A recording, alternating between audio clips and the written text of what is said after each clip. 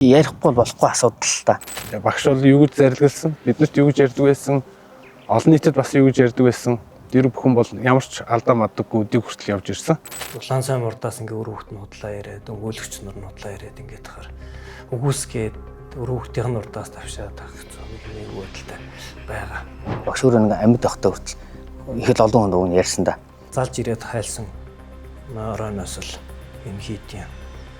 Бидний зурчил хэлсэн дээ яг үүнд. Сүүлд багш бүр өнгөрөхөө өмнө би нэг тамгаа авчих, түлхүүрүүдээ авчих, ширээн дээрээ тавьчих гэд. Тэрсмэ манай ихнэр кимиг л ойртож болохгүй. Гитгийг кимиг ч суулгаж хаад өөрөө хэлчихсэн. Кимич юу нотгол ондоо тангаргал гэж. Хит рүү ортохгүй шүү. Би та нарт өгдөг юм гэж өгсөн шүү дээ. Амьд байхдаа өөрөө хэлчихсэн. Хойлоо надад бол намайг ингэж оршоороо тавьчих захиж эхэлсэн. За би энэ ярих гэж байна.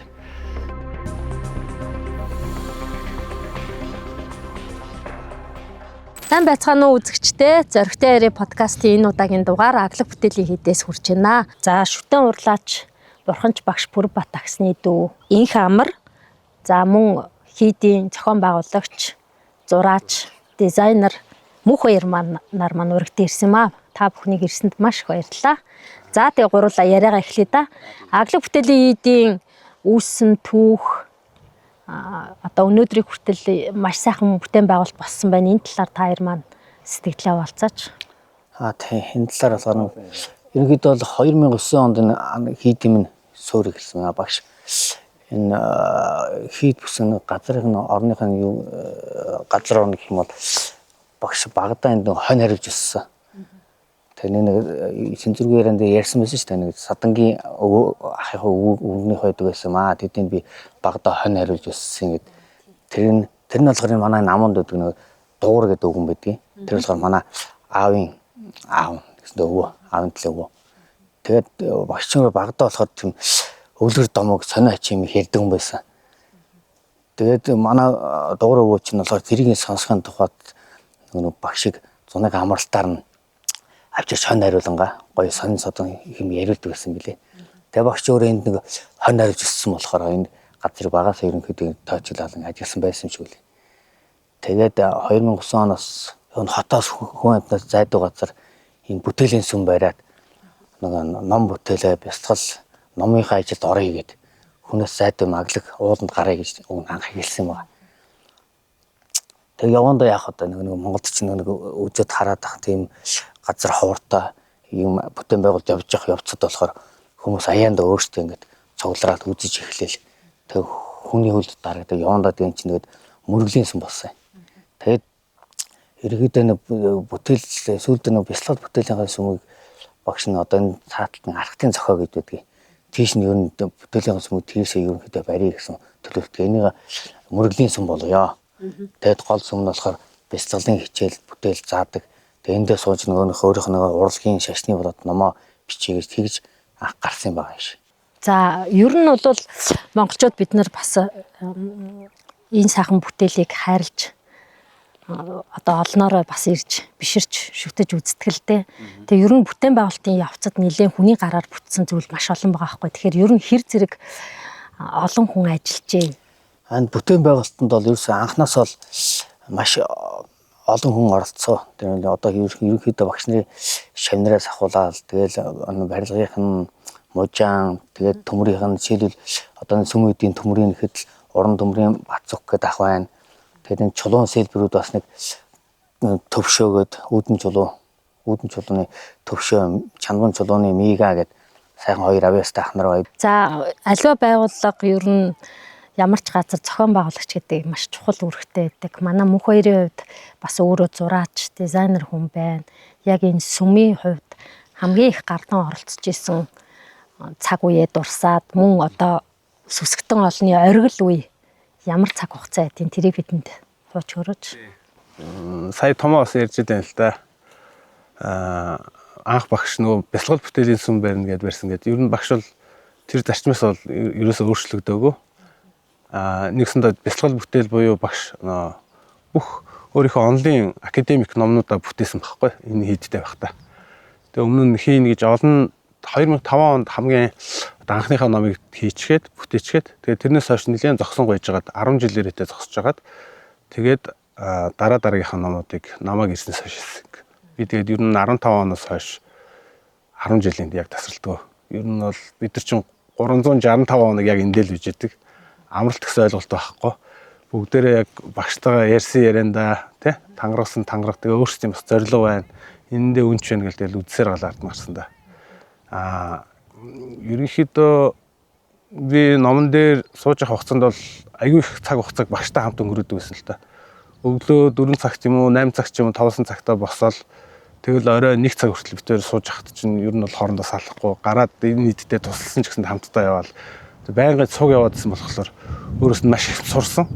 Эрдэнэ сурсан гэхүү. Тэгээд тэрнээс шалтгаалаад ер нь би ийм зохион байгуулагч тал руугаа ер нь бол баг зэрэг багш надад бол жоохон найдлага тавиад мөнхөрөө чи нэг ихтгэл алдахгүй нэг зохион байгуулад өгөөч гэж би нэг сүүлийн 3 жил ирээтэй зохион байгуулалтын ажил хийсэн. Ер нь аглагт бол ирж явах цаг хугацааг бол хамгийн их хүн ирдэг өдөр гэх юм бол үе гэх юм бол мэдээж зуны улирал байгаа. Гэхдээ бүхэл улирал нь маш сайхан байдаг л да. Ирсэн хүн болгон бүх улиралд бол маш баяртайгаар буцаа явдаг. Гэхдээ энд хамгийн их хүн ирдэг нь аюу сонирхолтой 6 сарын 1. Одоо удахгүй 6 сарын 1 болох гэж байна. Хүүхдийн баяр болох гэж байна. Энэ өдөрт бид нар тавуулахнаа ч юм уу хідүүлэхнээс хамаахгүй маш ихээр бэлдэж тэр өдрийнхөө ажлыг бүх ажлуудаа хүмүүсийг ирэхэд хүлээн авах хэмжээнд нь ямар нэгэн алдаа мадаг гарахгүй галт төмрийн авьяалаас ахуулаад хүүхд мөхд унаад энтчгүй гэж зөндөө бол асуудлууд байдаг гэсэн. Тэр болгоныг урьдчилж хаана харуул хамгаалтаа тавих уу гэл. Гол яг түүхэн дурсгалт бүтээлүүдээс танилцуулбал. Түүхэн дурсгал гэхэлэр одоо сүүлд бүтээгдсэн гэж байна уу? Тий, яг байгалийн өөрийнх нь бас нэг юм онцлогтой өвөрмөц бүтээлүүдийг бас амьлуулсан гэж ярьдаг шүү дээ, тий. Манай хийдийн тэр талаар уг нь томоо яриулах сонирхолтой л. Тэр талаарыг одоо мөргөлийн замаар л байна л да. Бараг нэг сүүл багш нэг 50 хэдэн чулуун бүтээл гэсэн нэмэгдээд одоо бараг 100 гарч байгаа хаа. Нарийн сайн тоолоогүй л байна. Тэн дээр ч одоо жишээлбэл манай мөргөлийн зам чинь болохоор сүмөөс тойроод бурхан багшийн намтрыг төрхөөс ахуулаад хийн саваас төрөөд эрдэм ном үзээд бясалгал бүтээл хийгээд нэрандарыг үзүүлэх тийм бурхан багшийн зохионгуугаар ерөнхийдөө мөргөлийн замыг бүтээсэн байхгүй юу? Бүтээгч яг ерөнхийдөө тойрогт нь тийм зарчимтай байсан мөлий. Тэн дунд их сони юм гэвэл одоо лам хад байгаа. Тэгээ лам хад болохоор энэ мөргөлийн зам ерөнхийдөө гаргаад явжсэн чи багш ирэнгүүт ингээ хардчихна. Миний хүнийг харж гинөө гэд харсан чи энэ яг завдаа суусан ламтай адилхан байгаа хэвээр. Нэрээ харсан чи одоо ингээд завдаа суусан ламтай адилхан. Баруун талдаа нэг юутай судартай, ардталтай бас сентитэй.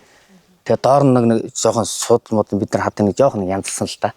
Тэгээ ерөнхийдөө тэр их мардсан цаанаасаа байгаль ээжээс өгөгдсөн тий. Одоо гадаадын зуулчд хэр ирж байна. Дотоодынхан бол нэлээд сайн мэддэг болцсон. Манайхан аглагийн хэд гэхээр бүх хүмүүс л гадныхан бол яг мэдхгүй зүгээр яг энд нэг юм гоё газар байдаг гэсэн мэдээлэлтэйгээр наашаа хөвчлээ ирдэг. Тэгээ гадны хүмүүсийг бол аль болох би өөрөө бас нөгөө хэл тарах юм бол угтаж аваад тайлбарлаж өгөөд явцдаг л да. Явцдаг байсан л да. Тэгээ боцохтой бид нэр бүгдээрээ бэлгэсэлт өгөн амар маш их баярлаад явдаг гэсэн. Тэгээ Монголд бас ийм шал өөр юм нэг уур амьсгалтай аюу гоё бүтээн байгуулалтай байна. Энэ үнэхээр хуучин биш шин сүм үү гэд бүр гайхдаг байсан. Гадаад хүмүүс. орчин цаг бүтээгдсэн гэхэд гоё. Ер нь ирсэндээ харамсахгүй их гоё ингээд уулаар ингэж явж үзээд. Тэгээ ер нь хүмүүс 30 минутанд сүм рүү ороод ер нь 30 минутандаа ч юм ингээ цагтаа гараа авчиж болно шүү дээ. Тэгэхгүй гадаад хүмүүс бол ер нь Монгол аль нь 2 цагаас нэг цаг хагасаас нэг 2 цаг ирээдээ зарцуулаа гарчдаг юм байна тэр. Тэгэхээр эн чинь байгалийн сайханд налаагаал байгаад байдаг аахгүй ер нь. Тэгээ үзэж харах юм ер нь ихтэй л дээ. За манай инх амрын хувьд болохоор багшийн үеэлдүү тий. Тэгээд төрсөйгч байгаа нөхд. Тэгэл яг л багштай энд анх шав тавьснаас хойш байн хамт байсан уу? Тий, ерөнхийдөө шав тавиад баг хоосон багт нэрсэн.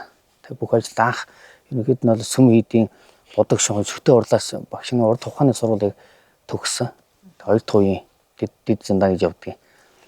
Тэгээд энэ сүм хийдийн бодог шонх юунд нь туслах гэж ерөнхийдөө оролцож ирсэн л дээ. Тэг явандаач явах одоо энэ уул хаданд чи юм хийж юм уу чинь тэгээд бодог шонх гэхээсээ илүү бүх ажилд нь баг багаар оролцоод тэгээд энэ чулуугаар хийсэн том зам бүтээл бүгдэнд нь ерөөдөө гар бие оролцсон. Тэгээ ер нь энэ бүгдийг чинь хийсэн хүмүүс бол зөндөл байгаа шүү дээ. Тэгээд тэдэрд нь зарим нэгэнд нь туслах хэмдэл туслаад энэ дэмнээд тэгээд энэ чулуун өрлөг дээр болохоор энэ нутгийн залуучууд болоод бас нэг хотоос ирсэн нэг жоохон хүүхдүүд ирсэн. Тэд нар ч анх хэрэгтэй үргээ жоохон хүүхдүүд ирсэн ажил хийж мэдэхгүй. Тэгээд тэдэртэйгээ нэг уучраа болоод ерөнхийдөө явандаа бол нэлээд ажилтны эцэд залууч ажил дөртөө болоод энэ их бүтээн байгуулалтыг ерөнхийдөө дуусгасан байна. Дуусгаж байгаа ер нь 50% дараа л явж байгаа. Одоо цаашаа ийх юм бол дутуу маш их байгаа. Яг бас хийдийн бүтээн байгуулалт эцсийн зорилго бол нэлээд том байсан биз 50% дээр байна гэхээр. Зорилго бол нэлээд том байна. Тэгээд дутуу оргисон маш их ажил байгаа. Ярьжсэн ингэж хийнэ, тэгж хийнэ. Энийг ерөнхийдөө ийм болгоё гэсэн багштай ярьжсэн маш их ажил байгаа. Тэр үгдийг нэг тэгж жоод нэг цугц юм ярина. Цаашдаа бас энэ зорилгыг биелүүлэхийн төлөө олон шавнар нь сүсгтээ олон хичээх баха тийм ээ. За тэгээд би бас сая доороос ирж явхад сонин содон ганц нэг амтан харагдчихэв. Тийм энэ бас байгалийн манад байхгүй нутгшуулсан юм шиг энэ талаар тоогсыг ярьж байна тийм тоогс шүү байна. Багш чинь өөрөө сонин хүн шүү дээ. Нэг амттад одоо хайртай гэх юм шиг амтны авчирч их тижих их дуртай. Энэ тоогс бол их сонин.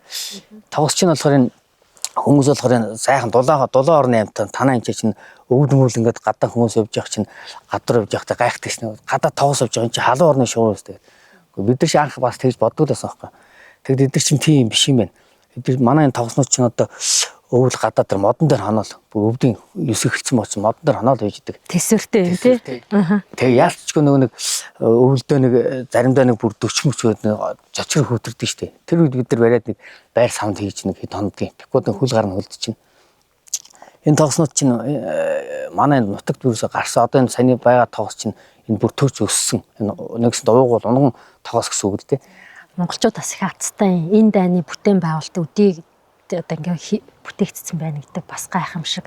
Тэгээ наашаа ирэхин замыг ч гэсэндээ усын төсвөр тавьсан тий. Тэгэхээр юмны ингээд нэг учир шалтгаан зохицолтлогоо бас нэг энэ ном мөр бурхны одоо цаанаасаа бас Монгол түмнийг харж үзэж бас энэ цагт энэ сайхан урлан бүтээсэн юм тусдаалдаа тийм байна.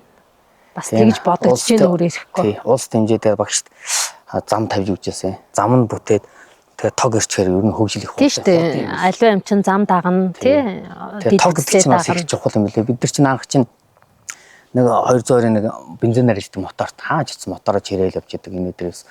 Одоо сүүл юм их чинь тэгээ тог тоолцсон нэг утас залгаалт юм чинь ястаа амар юм билээ. Юу л бол юу хийж болж байгаа юм тий.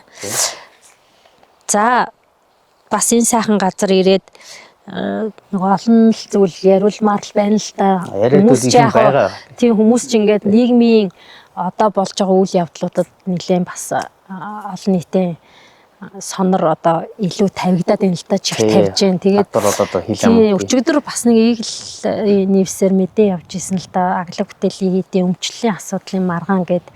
Тэгэд энэ тал дээр одоо бас сэтгэлийн зовоогоод бас элдв юм асуусан бол өршөөгөөрөө та хоёр минь мэдэх чадах юм байл бас олон нийтэд хэлж өгөөч гэж хүсэж байна. Энэ чи ярихгүй болохгүй асуудал л та. Тийм одоогоос манай асуудал ерөнхийдөө шүүхийн асуудалтай явж байгаа. Ер нь эцлэн шийдэггүй байгаа.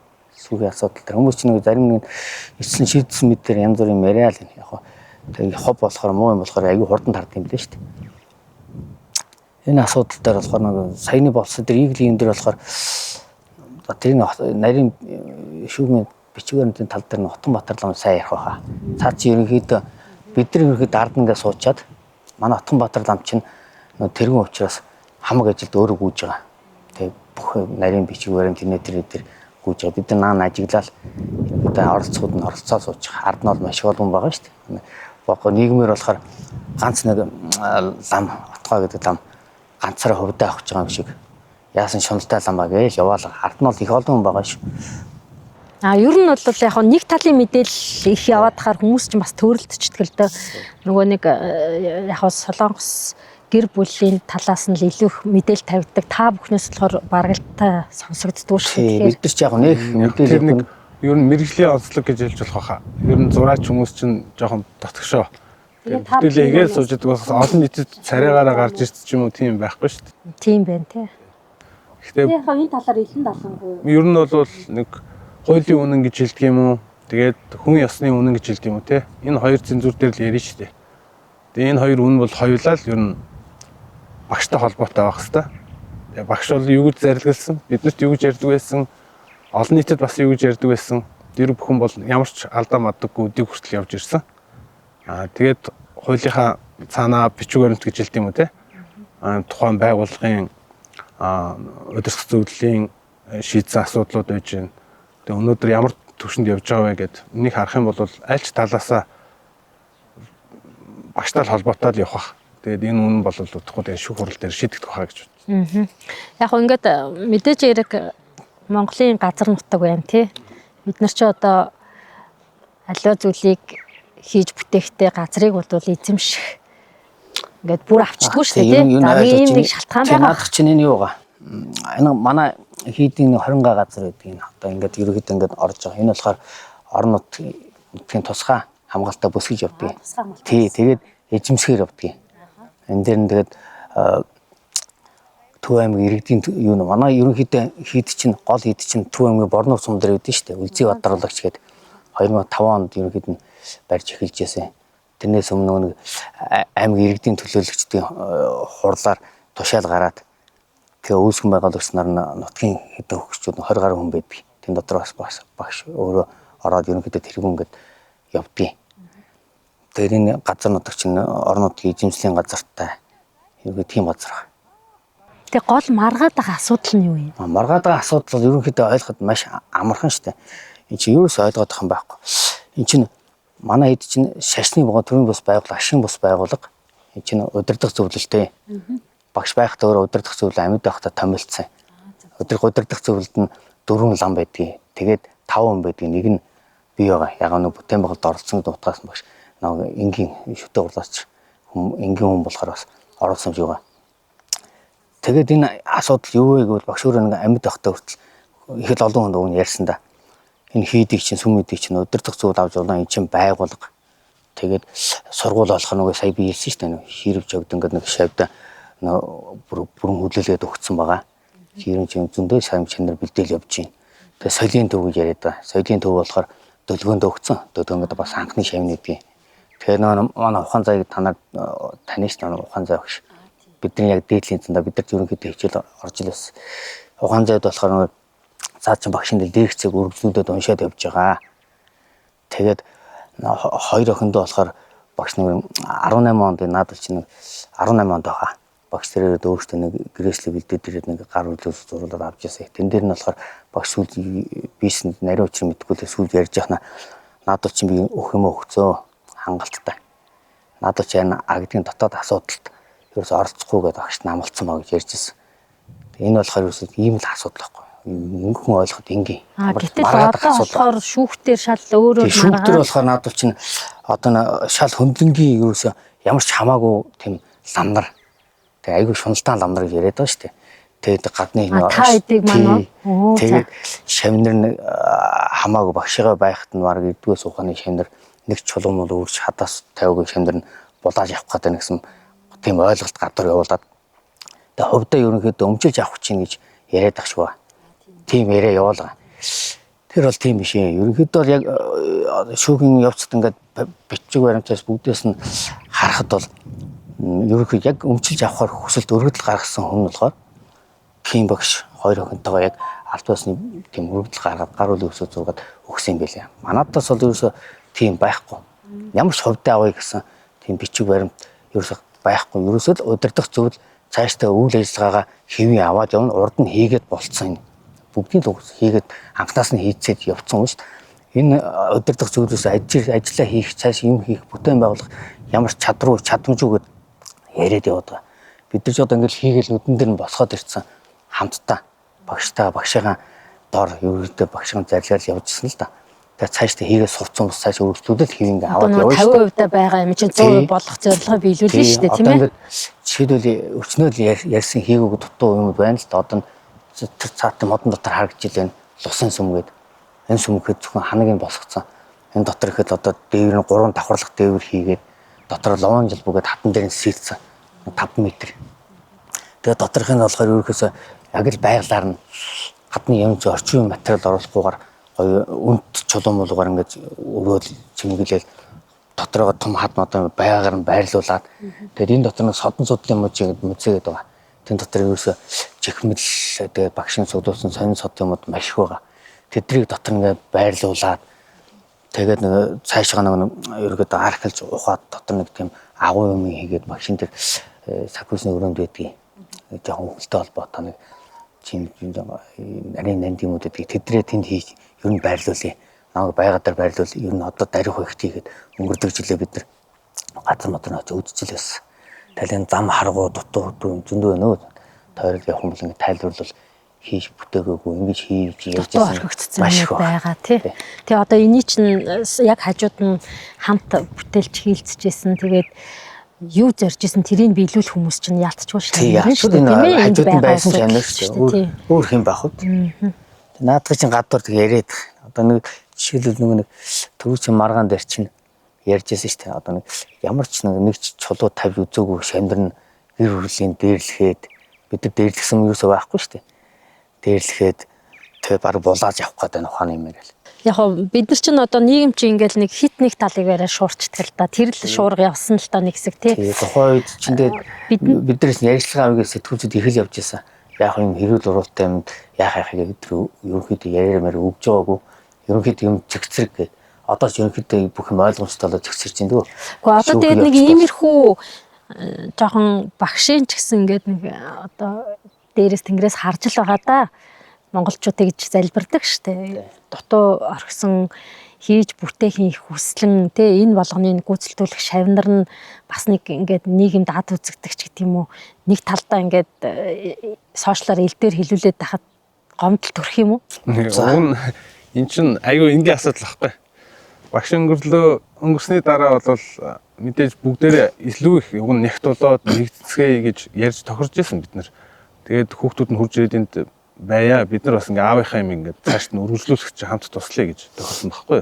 Гэвч яг ярьсандаа байсангүй ингээ явцын дунд одоо намайг бараг задлах шахуу яриад тэгэл тамга тэмдэг хүртэл аваад явсан. Мигаар дээр ийдсэн байхгүй. Тамга танд дээр. Тийм. Сүүлд багш бүр өнгөрөхөө өмнө би нэг тамга авчих, түлхүүрүүдээ авчих, ширээн дээрээ тавьчих гэд. Ингээд багш нь ер нь удах юм шиг байна. Нуруу уурчлаа. Тэгээ миний хүн аглийнхаа юуг нь гол нь энэ нуруу болоод байж байгаарэ гэж загсан байхгүй хамсарт. Тэгээ түүнээс хойш бол хамгийн харамсалтай нь одоо багшийг цааталт нь ингээд галд өргөж байгаа шүү дээ тий. Багшаа чандарлаад байж хат. Нааталт нь ингээд хаалганы цүнүүдийн ингээд солио явж байгаа жишээтэй тий. Тэгээ тэр мэтчлэн тийм үед чинь би одоо ингээд цагдаа магдаа дуудаад байгууллага хамгаалж яана гэдэг ингээд сүр бадраачих юм бол айгүй эвгүй багшийн нэр сүрт хамгийн нэгдүгürt айгүй муухай харагдах гэсэн. Тэгээ үүнээс болгоомжлоод ерөнхийдөө нөгөө үдтэй сануулж бол хэлсэн л дээ. Би та нарыг бол цагдаад өгөх боломжтой байна шүү. Дэндээ шүү та нар айлын гэрт очиод хаалганы зүг сольдгүй үстэй. Амар доромжлол واخгүй.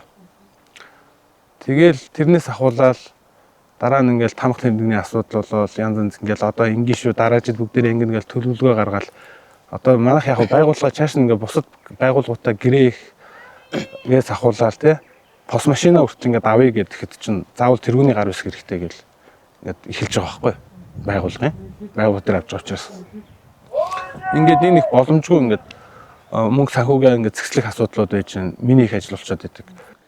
Энэ нэг монгол хүний одоо бас нэг ертөнцийг харах байдал шал өөр л дуужуу тайвуу бидний чинь нэг юм гүндүүгөө за ингээд зоримгоо өрүүл зоримог дайчин гэлтэй шийдвэр гаргахтаа хурданч гэдэг юм уу.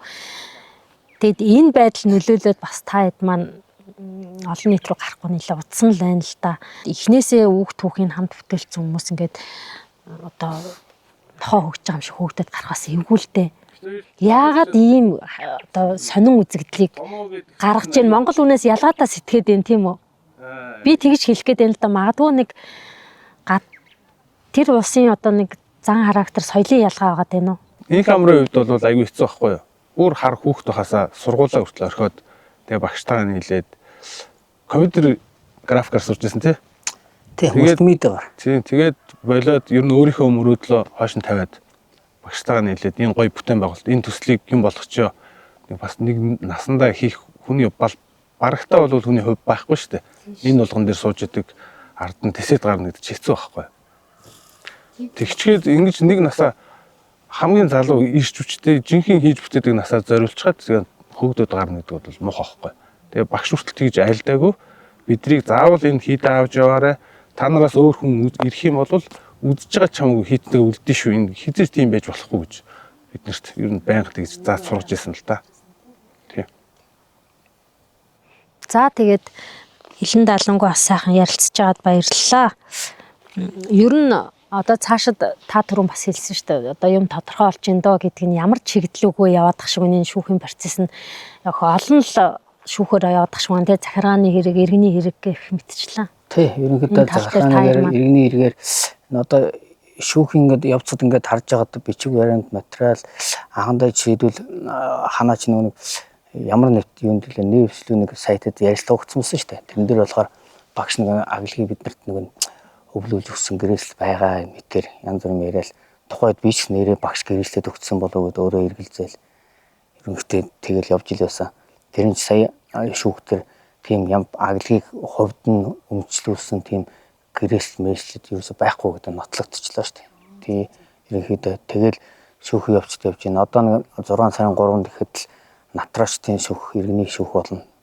Тэгэл араараасаа явж илээ. Тэгээд бидний бичиг баримт чи юусан хувь зүйнээс гарч ирсэн аль бие усны үнэн болно гэсэн тамга тэмдэгтэйгээ удирдах зүйн бичиг байгаа. Нэгсэндээ төрийн бас байгууллагаараа удирдах зөвлөлөөрөө шийдвэрлээд явах бүрэн эрхтэй. Тийм бүрэн эрхтэй байгууллага хувь ёсны ганц эдрийн нөгөө ганц нөгөө яваад байгаа шалтгаан нь юу вэ? Одоо болох гэдэг нэг иргэний ирэг гэдээс натаас одоо гэрэлтэй холбоотой хэрэг. Тэн дээр хууль бусаар өвлөх хэрэг гэрчлэгээ нийлэгдсэн байлээ. Тий, тэрнээсээ болоод хамаг асуудал үүсчээл яваад байгаа л да. Зөв. За одоо ингээ хар ухаанаар одоо ингээл асууя байгаа бодит байл бид гур одоо өмнө нь танил биш та хоёртойгоо ингээ яриа сууж захтаал би ойлгож байгаа асууж байгаа шүү. Өөрөөр хэлэх юм бол энэ бүх бүтээлийг ингээд өв залгамжлагч гэдээ авах гээд байгаа юм уу? Тий, ер нь хувьдаа аав нь өмчилж авахар юугаа өргөдлөг гаргаад өмчлөлийн тэмдэглэлийн бүр гарцсан байлээ. Тэрс хийдтэй бол холбоотой биш. Ерөөсөө хувьдаа өмчилж авах гээд. Тэгэл ламдар нь болохоор энэ удирдах зүйл болохоор байгууллага цааш нь аль бие усны бичиг баримтаараа удирдаад аваад явна гэсэн л үзэл баримталтай. Энэ талаас болохоор хувийн өмч болох гээд. Хувийн өмч бол та нар өөрсдөө дор бүрнөө бодоод үзэхгүй юу?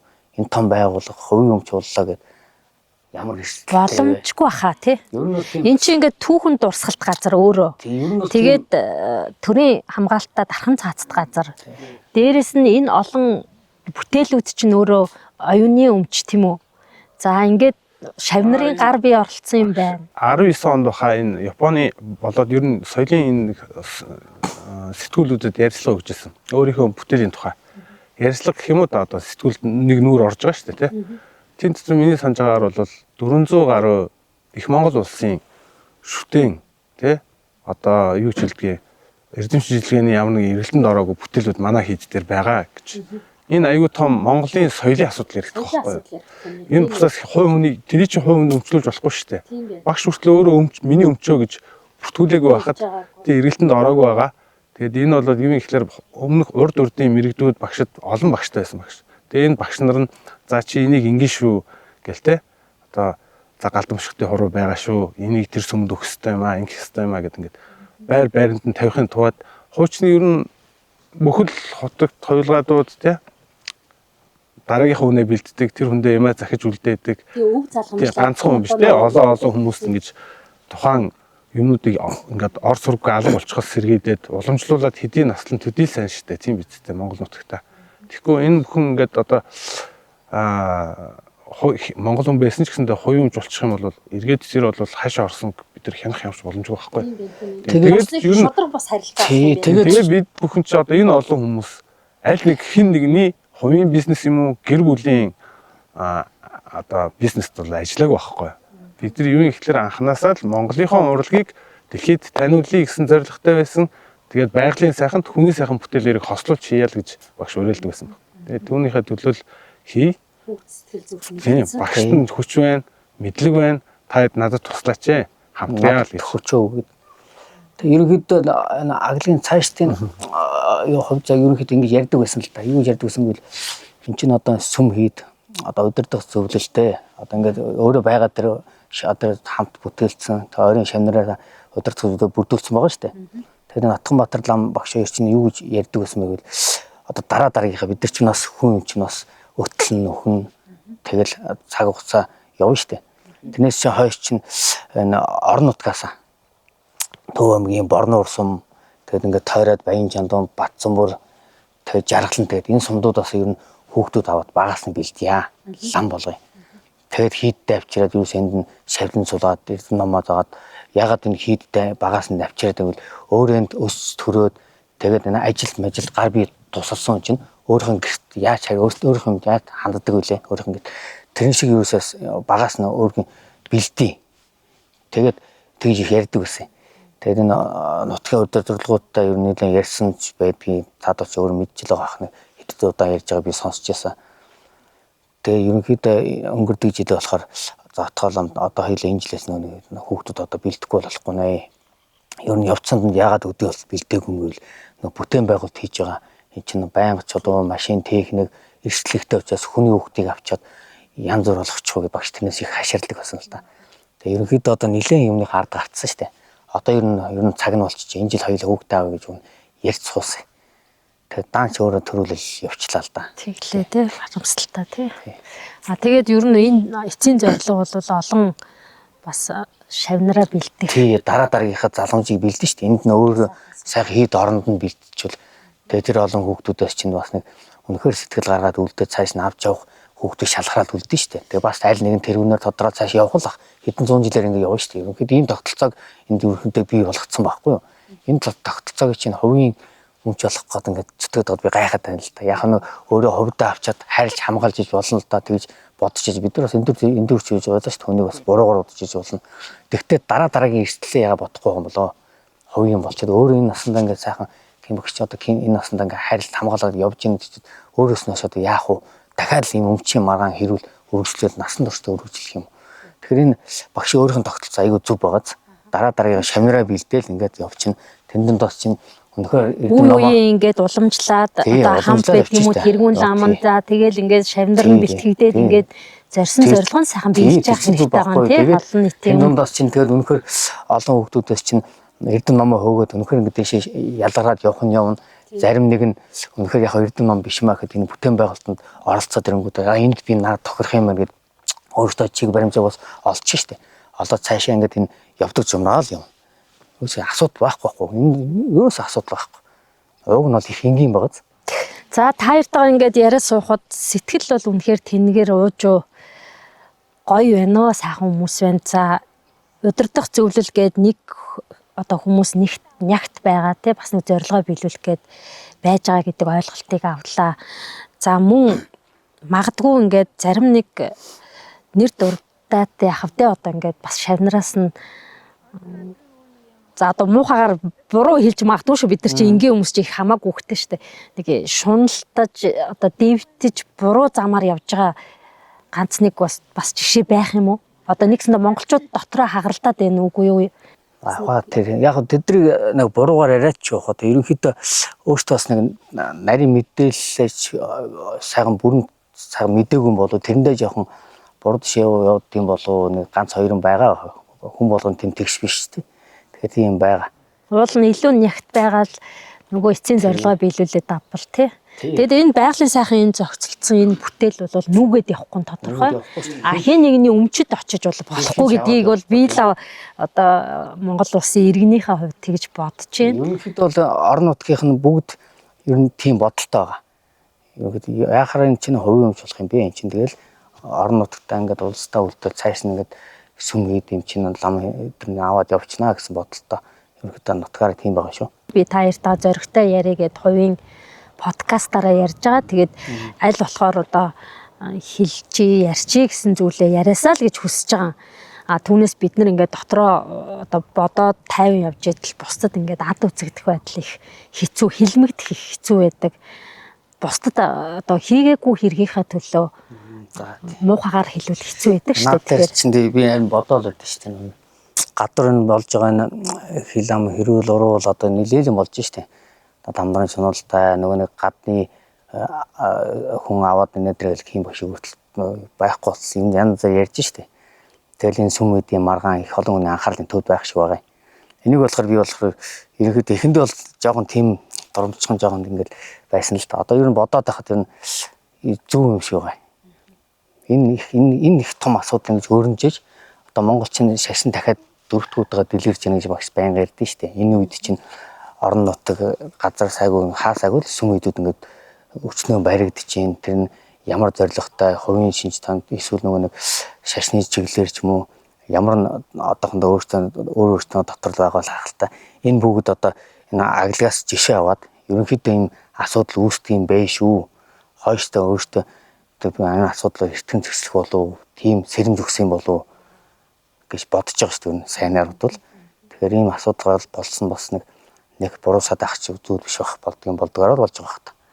Тэгээ явандаа бүх юм сайхан болно дөө. Тэгээд хуультай цаацтай орон байна та. Тэгээд хууль ёсны дагуу шийдвэрлэггүй харж илээ.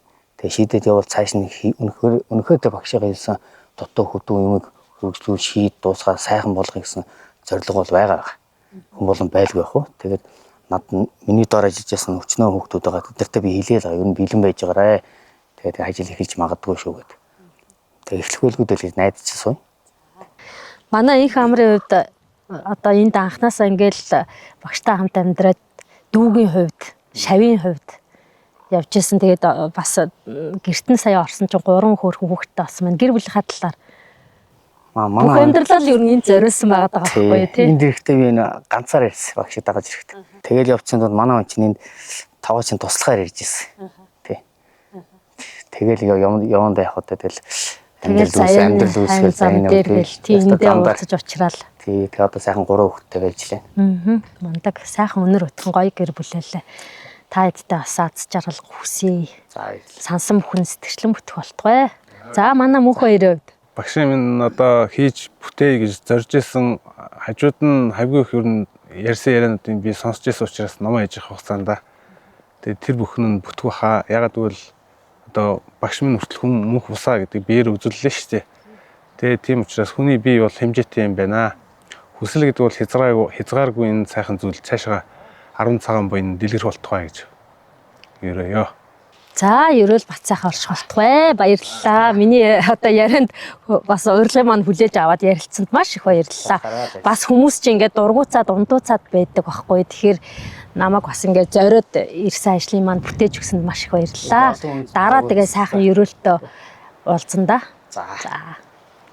Монголд шашин дахин сэргэж байгаа юм чинь ер нь өөрөө тэгээд энэ мэргэжлийг эзэмсэн энэ олон сайхан шавнар байна. Тэгээд монголчуудтайгаа нийлээд ер нь Монгол түмэндээ бол үнэхээр нэг буддийн шашны нэг сайхан цогцлбор бясалгал бүтээлийн эргэл мөргөлийн ариун газар болох чигээд тэгээ би хураа цуглуулсан бүх нанди юма тийш нь зөөгөөд за ингээд төсөм хийдэг бүгдийг бариад дээрээс нь нэмээд одоо ингээд 56 шахан би чулуус илсэн байх шүү баг.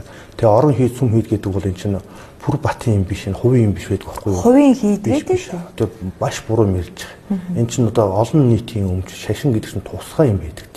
Энэ чинь одоо өөрөө буян үйлдэхин тухайд гэгэрлийн төлөө, төмний төлөө зориулж байгаа болохоос биш. Энэ чинь болохгүй шүү дээ. Тий. Тэрнтэй холбогдсон дөндөл юм хийж гинөө. Тэгээд энэ болгон бол ерөөсөө л одоо бидний үр хожид уламжлагдаад Монгол түүний бахархал гадна дотныхны үзүүлэх тийм ээ. Тэгээ бас нэг ийм байдаг гэж. Одоо миний очдог газар болоод тийм шүү. Миний зурсан одоо бүх нандин бүтээлүүд бүгд одоо тэр хийдэд үлдэж гин шүү дээ. Тий. Тэгээ би хавтаа тэгээд бүгдээрээ л одоо тэнд байж байгаа юмнууд бол миний сайхан бүтээсэн боловч тэр бол сүм хийдийн бүх юм бүгд тэнд эзэмшил юм болж хувирч байна шүү дээ тий. Гэх мэтлэнгээр одоо ингээд тэнд байгуулсан бүх бүтээн байгуулалтанд манай монголчуудын л одоо хандив хөрөнгө чин сэтгэлээр зориулсан ийм сайхан зүйлсүүд миний шавндрын одоо над хүчээ өгсөн тийм ээ. Одоо урын зүйлсүүд тэгэл одоо би хураач хоригдлуулсан бүх зүйлэл одоо энэ хийдэд зориулж байна. Улам бүр сайхан болгоод үлдээчихгээл одоо нэг 2 жил зүтгэж бол ард нь гарах байхаа гэж бодож байна. За бид ярилцлага Төв аймгийн Борнор сумаас үргэлжлүүлж байна. Үлзий бадруулагч хэмээх сүмийн одоо удирдах зөвлөлийн тэргүүн Бурхан урлаачлаа Батхан баттай ярилцлага үргэлжлүүлж байна. Та сайн байна уу? Сайн байна уу? За сайхан зуушж байна уу? Сайхан зуушж байна. За бид сая аглаг бүтээлийн хийд дээр очиод тэнд байгаа улсуудтайгаас ярилцлага хийчихэд таныг зориод ирлээ. За тэгээд яг нэгэнд одоо ярилцлага хийгээд явангууд танаас бас тодруулах зүйл гарсан учраас зорж ирлээ. Натаа бас ярилцах чад маш их баярлалаа. За тэгээд яг хүмүүс маань шүүхийн маргаан процесс гэдэг нэг нэлээ асуудал хүндөөд танаас илүү тодруулах зүйл юм байна гэдээ ирсэн. Та бас олон нийтэд энэ талаар мэдээлэл өгөөч. За та бүгдийг энэ олон нийтэд бас нэг төөрөгдсөн гэдэг юм уу? Зөв ойлголт өгөхийн тухайд, зөвөрөглийн тайлахын тухайд ингээд зориод бид нарыг бас ингээд зориод ирсэнд баярлалаа. Би тэгээд ерөн түрүүний манай алхин хийд дээрээс ярилцсан хүмүүс нэлээд их юм ярьсан баг. Ер нь бол ингээд дэлгэрүүлээд ирэл их юм байгаа. Тэгээ энэ Үлзий бадруулагч хийд буюу одоо Төв аймгийн Борнол сумын төв дээр байгаа энэ хийдийн захиргааны тухай захиргаа нь одоо цаашдаа лам хуургууд наваад багшийн одоо гэрээс захиасын дагуу хурал ном сүм хийдийн газар байх уу, арга гэрийн хувийн өмч байх уу гэдэг дээр л маргаан үсцэн явж байгаа. Яг товчхондоо бол одоо тэр шүүхийн асуудлыг одоо тэгэл нуршаад олон юм ярихаас илүү товчхон тодорхой ярьчих гэж бодлоо л да. Энэ Үлзий бадруулагч сүмийг бол Бурханч багш өөрөө Төв аймгийн Батцөмбөр сумд аав ээж нь төрж байгаа. Тэгээд Улаанбаатар 2 дугаар төрөгт багш минь тэнд мэндэлсэн. Тэгээд 2 настай байсан гэдэг баха. Тэгээд аав нь энд Борнол сумын захиргааны албан тушаалд томилогдож энэ дэрж ажилласан гэж ярьдیں۔ Яг албан тушаалын санаа. Тэгээд энд одоо багада өсөж тойрнож тэгээд энд сурч явах хугацаанд дунд сургуулинд төгсөөд төгс сургуулийн сургуульд урдлаачаар суралцахаар хүсэлт аавынхаа ярилцаа үлдөө тийшээ орсон. Тэгээд тэндээс улбайлаад бурхан урлын чиглэлээр гандагшлын хийдэд суралцаад тэгээд одоо Монголын бурхан урлын чиглэлээр өндөр гэенээс уламжлалыг авч үлдсэн цөөхөн хэдэн өвгөн багш нараас өвлж олон эрдэмтнийг өвлж аваад ингэж явсаар энтхийг бас 3 жил суралцсан байна. Тэгээд эргээд гандан тэгшлийн хийдэд урлах ухааны сургууль байгуулж бурхан урлаач нар бэлдсэн. Тэр үеийн одоо 2 дахь төгсөлтийн энэ одоо эсэлт авах үед одоо 2 дахь эсэлтийн үед би оролцоод одоо олон шавнар нь 4 анги болоод суралцж исэн 4 тэнхимтэй. Тэгээд төгсгийн хоолд бид 3 анги төгссөн. Тэр одоо төгсөгч одоо өөрийнх нь бэлдсэн шавнарыг нэг нь би. Тэгээд тухайн одоо яг бидний тэр төгсөлтийн үед төгсөх жилийн үед энэ хийд эхэлсэн. Төв аймгийн өөрийнхөө төрсөн нутаг энд нь Төв аймгийн нутгийн иргэд тэгээ багшийн аав оролцоод энэ нутгийн одоо засаг дарга болсон тухай байдаг Уянбаатар тэргүүтэн хүмүүс лосол гэдэг багшийн 10 жилийн багш нь орон нутагтаа лам хуурагтай сүм хийдтэй болмоор байна гэдэг хүсэлтийг багштай санал болгоод багшуудаа нөө хотод нөө сургуулаа болоод Төв ганданд ажиллаж исэн багшилж исэн үе учраас нутгийнхнаа нэм хүсэлтэй. Тэгээд эндээ одоо яг энэ хашаанд бол хуучнаар бол энэ сумын нэг эмийн сан байсан болтой юм билээ. Бичиг баримтан дээрээ тэгж байдгийг. Би бол тухайн яг нөгөө анх эхэлсэн юм бол сайн багшил одоо яадаг ус бид нэр сурагч нар туслал явдаг байсан.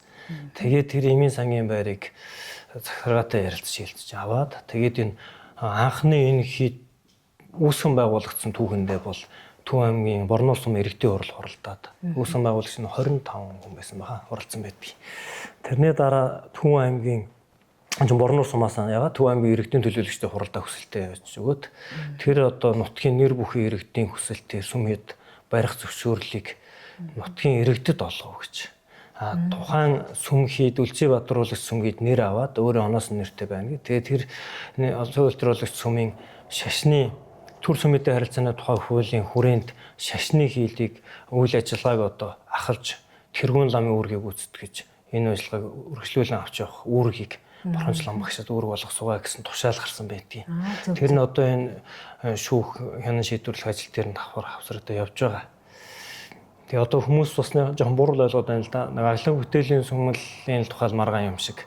Гэтэл энэ анх 2005 оноос ингээд 6 он гээд энэ баригдаж яваад эндийн бүтээн байгуулалтаа явагдаад одоо яг энэ сүмийн хажуутлын энэ хаалгаар ингээд нэвтрээд ордог өрөөнд одоо нийтэд үзүүлдэг багшийн цуглуулга болон багш нараас өглөгдөж ирсэн сонин содон тийм уран бүтээлүүд болон археологийн олдврууд одоо археологийн гэж хэлж байгаа нь бол одоо зарим одоо 37 оноос шилмэгдсэн лам нарын зарим нэг одоо тэр аракс тэргүүтнийг авч одоо орших үлийг багш ахалж ийсэн. Тэгээд түүхэн суруулж учраас гавлын яс тэргүүтийн зарим юм нь өөрөө хүсэлт гаргаж аваад тэгээд энэ түүхийг мартаж болохгүй гэдэг үзүүр тавьсан юм байсан.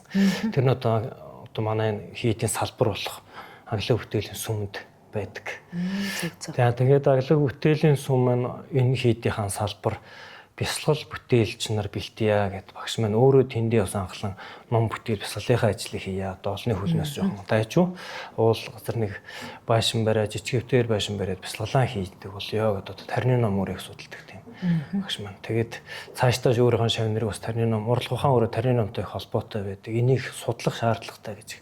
Тэгээд нэрийг ном л их үзэх хэрэгтэй шиг шаарддаг тийм байсан. Тэгээд тэрэн дээр үнэлж тэр хийдэг анх үсгсэн гэж өөрөө альддаг гэсэн. Тэгээд өөрөө урлаач хүн олон шавнар монголчуудын одоо газраас ирсэн шавнар нөхцөл тавьж тиймч гоё юм барих хэрэгтэй. Та ийм гоё ингээд олон хүний хүсэлт зориг оролцооны үндсэн дээрээс өөрөө дэлгэрүүлээ. Тэгээд тэр хэд мэн энтгээсээ ч одоо нэг салбар хэд мэн нэг бясалгалын байшин мэн байшин сүм газар болоод тэгээд тухайн үед нэг бүтээн байгуулалт явагдаж байгаа хугацаанд бас зарим ажил нэгээ цаашаа явахад санхүү тийм учраас шавнартаа зөвлөлтөд багш үүднээс нь жоон хураамж аваад тэрүүгээр бүтээн байгуулалтаа явуулдаг, улстай тайлангаа тавьдаг.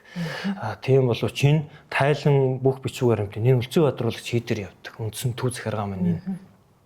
Гэтэл одоо багшаагүй туснаасаа одоо гэр бүлийнх нь эцсийн өмчлөгч нь багшийг манай маа тэгээд одоо бид нэр үүлж авах хэрэгтэй гэсэн ийм яриа гараад ийм юм болсон. Тэгээд үүлж авахтай холбогдуулаад энэ улсын бүртгэлээр явсан юм байна лээ. Тэрийг бид нэр ихэндээ мэдээгүй байсан. Гэтэл нөгөө аглагын одоо бүтээлийн сүм дээр эхнэр хүүхдүүд нэрчээд одоо бид нэр л бараг энд илчилжүүлээд авцсан. Надад бол одоо таавал өдөр зүйл энэ төр байхгүй л энэ төр хийсэн л дээ. Тэгээ би өмнө 2016 онд багш өмнөх өдөр зөвлөл буюу анх санаачилсан өвгөн нутгийн настай хүмүүсээс нэлээд олон хүн таалуулсан юм бэл. Тэгээд өдөр зөвлөлөө шинжилж байгуулж хүн бүртгүүлэх хэрэгтэй болсноор бид нарт санал болгоод тэгээд надаас гадна 3 лам тэгээд одоо багшийн төрсөн ихчийн хүн хамар гэдэг аглагын хийдэр томооно гэж бид нахан дууддаг тэр залуу бид ингээд 5 хүнийг өдөр зөвлөлөөр бүртгүүлээд тэгээд үлзий өдрөөлөгч энэ сүмийнхэн цаашдаа үйл ажиллагааг одоо надад бол голж загсан бол энэ орон нутгаас лам хүүхдүүд аваад тэгээд цааш нь сургах зөвхөн энэ борноор ихгүй энэ баян чанд мань жаргаланд сумдуудаас хүүхдүүд авах тухай ажил яригадаад тэгээд 2012 13 оны үед энэ Батцүмбэр суммаас 20 гаруй хүүхдүүд энэсэн жагсаалд надад өгөөд намайг дуудаж өгөөд нэрийг одоо цуглуулж сургаалт энэ төр явуулж дараагийн үеийг бэлтийе гэд. Тэгээд тухайн үедээ бол багш намайг дуудсан. Тэгээд би аглагын хийдэд ирээд нэг жил суурин байсан боловч нөгөө хүүхдүүд маань бүрэн цуглаж амжаагүй. Дээрээс нь бүтээн байгуулалт уулын нөгөө өндөр дээр хийгдэж байгаа учраас нөгөө тээвэрлэлт чулуутаас өндрийн бас нэг барилгын үйл явцын аюултай янз бүрийн одоо эрсдлийг тооцоолоод тэгээд айлын алах хүүхдүүд бас янз бүрийн юмд өртөхгүй гэж багш өөрөө сэрэмжлээ тэгээд сургалтыг төр зогсоосон.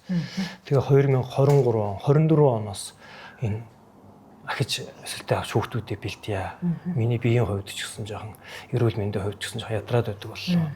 Шаардлагатай бол би төв газар бараадаж ном бүтээлийн ажлыг хийцгээд та нар энэ ажлаа цааш нь авч явахаар энэ үйл ажиллагаа цааш нь чиглэх тухай яригдчих эхэлсэн. Тэгээ энэ одоо сая өөрөө маргаантай холбоотой юм асуусан учраас би энэ төвхийг яв товчих ингэ болох чи. Яриад үйл их л одоо багшаахан тохиод орсон их л юм байна. Маргааны хувьд бол ингэсэн. Багш маань 2024 оны 4 сарын 10-нд таал барьсан. Тэгээд Улаанбаатарт гэмтлийн эмнэлэгтэр таал барьсан. Тэгээд Шарлийн залаад Тугаандан дээр хүндэтгэл үзүүлж одоо шашны нөгөөнөр зүтгэлтэн хүн учраас шашны дэд сургуулийн урлах ухааны тэнхимд өөрийнх нь үүсгэн байгуулсан тэнхимд Шарлийн залаад ханд нэгслийн хийдээс ламнар томилоод тэгээд шавнар бид нэр таллаас нь цуглаад ингээд хөдөө гадаанаас олон шавнар ирсэн. Тэгээд бид нэр ээлж нэг 7 хоног Шарлийнхан дээр дуу таслахгүй ном орсон. Тэгээд Шарлийг одоо хэрхэн орших тухай яригдчих эхэлсэн. Тэгээд тухайн үедээ бол багш өөрөө 2022 оноос ер нь би нэг 60 нас хүрнэ. Гинт ингээд тосол юм болчих байхаа. Би тэгээд богино настай шүү. Та нар сэрэмжтэй байгаараа гэж. Тэгээд тухайлан надад бол намайг ингэж оршоогоор энэ гэж захиж эхэлсэн. За тэгээ нэг ярих гэж байна. За тэгээд 2022 он 2015 он гээд 2 онд багшийн лагшин жилээрхэж ер нь үе тийм юм өөрөө айлддаг болсонтой холбогдуулж миний бие санаачлаад Буранчлан багшийн шавнар болон андагшлын хийдийн их унзадлан лав сүрэн унздгаа одоо лавнлам хийж байгаа авдын гэрэлх нэртэргүүдэнд айлтгаад бирэд хамтаараа багштай Баторшил өргөх даншиг мандал тэргүүтэн өргөж 2 удаа өргөсөн. Тэгээ 22 онд даншиг мандал өргөхсний дараагаар бол багш бас л тэр айлдвараа айлтсан учраас миний зүгээс өндөр гэгэний моторын дарц тэргүүтэн одоо түүхэн одоо дээдсүүдийн одоо моторын дарц одоо тэмдэг тэргүүтний авч үлдчихсэн улбаа байгаа учраас та өөрөө дахин ингэж айлдаад байгаа учраас би таны моторын дарцыг авч үлдэх хүсэлтэй байна. Одоо тэгээд лагшин тунгалаг байхад нь айлдахгүй бол хожимдохдаг юм шиг байна. Ингээд ажиглахаар түүхийг ажиглахаар. Тэгэхээр өндөр гэгээнийх бол Монголын одоо ертөнцийн сан хатгалагтай байдаг. Тэгээд өндөр гэгэний моторын дарцын хадган дээр дарсан тэр дарцны хуулбартай миний багшийнхаа яг таардаг байсан. Бид нар хуулбарыг багшад авчирч бариад тэгээд тэр дарцыг ингээд тааруулж байгаа бичлэг фотонууд надад одоогор байдаг. Тэгээд сонин санагтаад ингээд ямар ч хүнийхэн хурууны урт бог нэг өөрөөр идэх юм билээ. Тэгтэл багшийнхаа яг таарж ирсэн. Тэгээд багшийнхаа моторын дарцуудыг би хүсэл дээр тэгээд даруулж авчулсан юм. Энэний дараагаар бол цаашдаа арилгын хийд сургалт нам ямар байх тухай.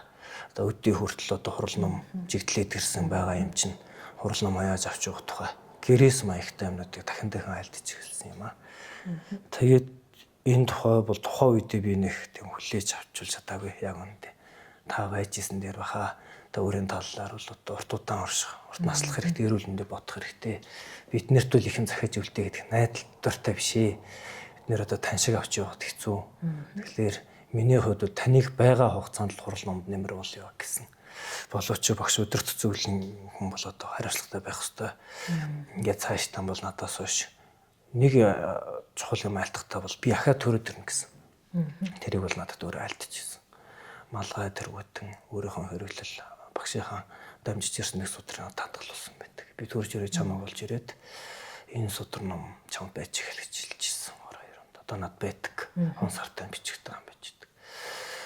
Тэгээд миний хувьд бол одоо энэ багшийн таалуулсны тэр 7 хоногийн 4-ний тэр ганд хурал уржсан. Тэгээд шарилыг аглаг тавчир чандралахаар олон шавнар одоо бид нар ярилцаад багш ингэ загсан. 2 янзаар загсан байдаг юм.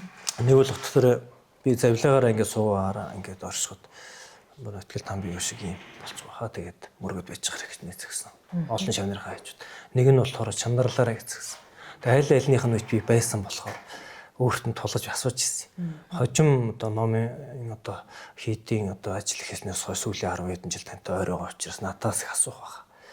Тэгээд та 2 янзаар айлтцсан учраас би одоо ингэн гэсэн ингээд аль нэг юм болохоор бас одоо хоорондоо учруулах магадaltaй. Тэгэхээр та үнэхээр надад одоо захиасан гэж айлтж байгаа бол тэр баттай болгосон тэр хаа. Тэгээ таны одоо дотор таалал ямар байгаа тэрийг баттай болохгүй бол 2 хэсэг үйлдэлгээд ингээд буруу юм хийж бол биднэрт гэм харах байхаа гэж асуужсэн.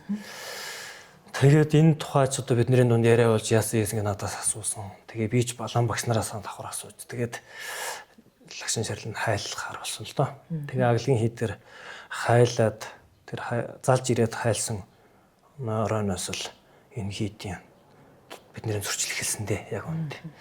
Надтай бол одоо тэгээ шууд нүүр тулаалаа хүмүүс нь цаашдаа одоо цалинзад аваад энд ажиллах уу юу? Бичиг баримт юм бол одоо хаана мэддэхгүй байгаа боловч тэднэрт байгаа юм шиг гүйч юм шиг юм яриа л. Тэгээд энэ тухай бид нар тодорхой ярих зөвхөөч гараагүй. Тэгээд тиймэрхүү юм ярихаар би бол одоохондоо жоохон тайвшираа хэвдүүлээ. Тийм ээ тэгээд хожим 40 хоногийн ядаж хураагаад байна уу? Жил болоод ч байна уу? Ах дүүнэр болоо нийт шавнырыг цуглуулад тэгээд энэ алтан бичгэн дээр байгаа хүмүүсийн цуглуулж хуралдаад олонхийн саналаар шийтье. Би одоо тэгин нэг шийдвэр гарч чадахгүй гэсэн. Нэг яг л ийм яриа болсон. Тэгээд дараа ерөнхийдөө нэг жоохон хүндий ярианууд намайг торсон ярианууд гарч эхлэм гэсэн. Би бол өөрөө ах дүүнэрт нь болон шавнарт нь хэлсэн. Ар гэрхэнд нь хэлсэн. Багшийн гэрээслэл аль бие усаар гарч ирээд тэн дээр надад тохон томилсон алан бичиг байгаад багшийн гарын үсэг үнэн зөв байх юм бол би даалгасан ажлыг насаараа хийнэ. Үлзий бодруулах сүмтэй холбоотой бичвэр амтан дээр бас нэг үүрэгт ажил томилсон байх юм бол би хийнэ. Өөрөөр бол би өөрийнхөө одоо олон лам багш нар байгаа учраас тэр багш нараа бараад цааш том судалж цааш суралцж явах хүсэлтэй байна гэт ингээд ерөөхдөө би хотод гэр байдаг гэх тийш явсан. За тэгээ энэ хугацаанд бол тэр бичвэрэнд нь хаанаагаан ч мэддэхгүй болоод л тэгээд багшийн ээж дараах нь нүүд бол зах дүүнэр дээр нь одоо ч би иргэн дойрон байдаг л та. Яг тэгэхээр 22 онд тэр лагшин нэг хичээлээр ирэхэд ер нь их хүнд болсон юм. Тэгээд тухайн үедээ бол надад цагчижсэн. Би гинт явчихвал миний аав ээж хийгүү болно. Чи тэгээд иргэд тойрч байгаарай гэхэд надад өөрөө миний үр дээр хатаг тавьчихсан. Тэгээ одоо ч би аавд нэр золгодог. Тэгээд одоо багшийн зарлиг захиас бол энэ сүм хийдгэд бол өөр юм аа. Би арга гэрийнхаа өмч хөрөнгө юм бол тэр өмнө одоо энэ маргаантай холбогдуулаад ярихаар ах дүүсч ярьж байна. Ер нь гэр бүл салах тухай зэмрэн болж ирсэн юм лээ. Гэр бүлийн дотоод асуудалд би хідэж оролцож байгааг болохоор сайн мэддэггүй. Гэтэл ийм салгад тухайн маргаан болон нөхцөл багш бид нар захиад хэлсэн юм байлээ л дээ. Тэгээ сүм хийдтэй бол одоо тэрсмэ манай ихнэр кимиг бол ойртож болохгүй. Гитгийг кимик чи суулгаж хахад өөрөө хэлчихсэн. Кимич энэ отгол амдаа тангараалагч. Хийд рүү ортохгүй шүү гэж. Би та нарт өгдөг юм гэж өгсөн шүү дээ. Амьд байхдаа өөрөө хэлчихсэн. Тэгээ тухайн үед бид нэр сайн ойлгоогүй. Нэг ойр дотн нэг багшийн гэр бүлийн хүмүүс гэдэг утгаараа надад ч гэсэн тулгаалал гэж жоохон өвгөө санагдчихсан. Тэгээ хожим юм чинь тэрийг биднэрт юм яг байдал гаргахаар тань багш ингэж амлуулж ийсэн да. Та хувийн хөрөнгө аваад багшийн гэрээслэг гаргаж биднэрт үзүүлээд тэн дээр бичээтэй бүх зарилгын дагуу ямиг болгоод энэ хийдийг дараагийн ингээл амнараа бэлтгэх ажилдаа орвол яасан бэ гэж би хэлж үтсэн. Энэ маргаан эхлэхээс өмнө 3 удаа айлын хийдээр би уулзахаар ирсэн. Зөрөөд. Хоёр эхнийх дээр бол бид нар нэгсэн ойлгохтой лам болцсон. Хоёр дахь дээр бол Төв аймгийн Борнуур сумын цагтааг дуудаад одоо бид нэрийг айлгаж байна энэ гэж худлаа мэдээлэл хэлээд тэгээ бид нэрийг үүднээсээ буцаас уулзаагүй. Хаалгаад үчи хаалганы наан цанаас ингээд буцаар яриад л буцсан. Багшийн төрсөн их зах нарын хүүхдүүд надад хамт очсон. Өдөр зүйлэн гişүүд очсон. Энэ бол 25 онд ч жилийн дараа. Энэ хүмүүс бол энэ тэр бүр анх үүд болон өгсөн л тэр 7 хоног болоод ширлийн чандарсны дараа л энд нүүж ирээ суучихсан. Тэгэл хин хаан байхыг шийддэг. Бүх төлхөөрөг атгачихсан. Ийш тийшээ орох тэр дугуун сүм цойчтой. Тэгээд л байнгын төлхөөр байсан охтууд нь орхоор ингээл араас уцаар бичлэг хийгээл нэг юм байдалтай л болсон. Тэгээ байнга цагдаад юм хар сэртэй юм шиг гинт хөрөмгийн юм байхаар чинь бид ичгсэн. Тэгээд за одоос арга гэрний юм чинь бас ийм хүнд байхад бид нэр илүү зан гаргаад явахтай орхисон. Тэгээ өдрөс зөвлөлийн тухай надаас бас олон ч хүмүүс асуусан. Манай өдрөс зөвлөлийн гишүүд бусад найз нөхдөөс олон асуусан. Ойр байсан хүмүүсээс ч асуусан байсан. Тэгээ бид нэр дор бүр нь бас нэг улсын бүртгэлийн газар болон цахим Е Монголиас лавлага авах гэж оролцсон боловч гарч ирэхгүйсэн. Тэгээ бүтэн жил тойрсон. За тэгээ бүх юм намжаад ингээд жил болж исэн. Энэ хүмүүс чинь ингээд сууршаад бид нар чинь хаяа орж гарах жоохон эвгүй байгаа болохоор бүр ирэхэж болсон. Багшийн минь захиж эхлүүлсэн тэр уламжлалт Монгол лам нарын дэг заягаар эхлүүлсэн. Монгол лам нарын төвд хэл дээр зохиосон судар номон дээр тойрсон тойруулын эмэгтгэж төвдийн хүрээнд хурдгаас арай онцлогтой. Боловч бурхны шашны л ном л доо. Тийм боловч Монгол лам нарын зохиосон онцлогтой хурал номын дэгээр хийсэн номыг багшийг завгүйд би хахалдаг. Тэгээ багшийн өдрөлгөнд ор би голлож хурлын үндэслэл ном хийдэг байсан. Энэ хурал ном бол энэ хүмүүс ирснээр бүрэн тасалдсан. Цагаан сарын хурлын чурхаа болсон. Тэгээ одоо цагаан сар энтрийн бол ингээд үе төвд болон Монгол өөрсдийнхөө танилын хүрээлэлээр байдаг хэл та. Тэгээ ламнар авчираад нэг хоёр өдөр хурал хураад тэрийг тэгээ олон нийтийн сүлжээнд хурал хурж байна. Хурлын ном нь үйл ажиллагаанд тогтмол явуулчих гэсэн маягаар шүүх хурал дээр ч хэлдэг. Өдөр болон хурал хурж байгаа гэж бүр хэлдэг. Одоо тэгээд улаан сайн мурдаас ингээ өр хүүхд нь худлаа яриад, өнгөөлөгч нар нь худлаа яриад ингээд тахаар үгүйсгээд өр хүүхдийн нурдаас тавшаад нэг байдалтай байгаа. Тэр том охин хаанаага бол өөрөө надад дагуулж ирээ шавруулж над мөргүүлж ном өсөг хэлүүлж байсан миний шавил үнэлт. Тэр талаач утсан миний зүгээс бол одоо орол нийтэд ил гарч мэдээл хийгээгүй боловч энэ байдал манд амжирсаар одоо тэгээд багш маань ч нөгөө айлцсны дагуу надаас хойш миний ахын дүүс, миний ээж аав гэт мэс олон хүн богино хугацаанд үүд болох байхаа гэж байгаа. Хямрал үүсэх байх. Тэгээд анхааралтай байж энэ юмнуудаа цэгцтэй авч үл дээрээ гэж өөрөө цагсан. Тэгэхээр намайг бол үлзий утруулагч хийдэг цаашдын сахиал самаартай ламрыг заалгуулж тарины номын сургаалттай газар болоход маш сайн анхаарал тавиад энд цаашид надаас хойш анхаарал тавина гэдгийг надад тангараал гэж тэгж хахаж хэдэд удаад гэсэн байдаг. Тэгээ би бол арай дэлэхгүй хаа гэдэг ингээ буцаагаад байсан боловч 23 оны намрал би тэгээд албан багшаа бүр шахалтаар өөрийнх нь өмнө сууж байгаа тангараалжсэн. Тэгээд тангараа ботсон ч гэсэн лам хүний хувьд миний хувьд энэ сүм хийдэг хувьд шилжүүлэх тэр тусмаа одоо жоохон хатуу боловч багшийн гэр бүлийн хүн солонгос үний иргэн хүнд 100% өмчөөр шилжүүлэхэд дургу байгаа. Тэр багшийн зүгээрэн зарлиг. Тэгээд энэ дээр би шүүхийн маргаантай холбогдуулаад өчигдөрхөн Игэл телевиз ташаа мэдээл тавьсан байна. Давз заалтах шатны шүүх хурлын мэдээ өнөөдөр наашаа явж явах хугацаанд над руу залгах шүүхийн шийдвэр гарсан байгаа. Ирж аваарай гэсэн. Би маргааш очиж гардаж авна. Энэ шүүхтэлд оролцсон хүмүүс гардаж аваачгүй байхад л одоо ирлэлээр баг ил телевизээр баг шүүхийн шийдвэр ингэж гарсан тэгэж гарсан. Бараг бидний шинэ өдөртөх зөвлөл эхнэр хүүхд нь өглөө тавцсан юм авах гэж байгаа мэтэр тайлбарлсан байна лээ. Би бүр чихэндээ читгэхгүй хоёр удаа сонсч үзлээ. Тэгээд энэ маргаанд эхнээсээ бол бичиг баримт хаана байгаач мэдэхгүй ингэж төөрөлдөж явж итэл 2025 оны 4 сарын 15-ны өдөр би өнөөдрийг сайн санаж байна л да. 10-ны өдөр багш маань нэр он босон.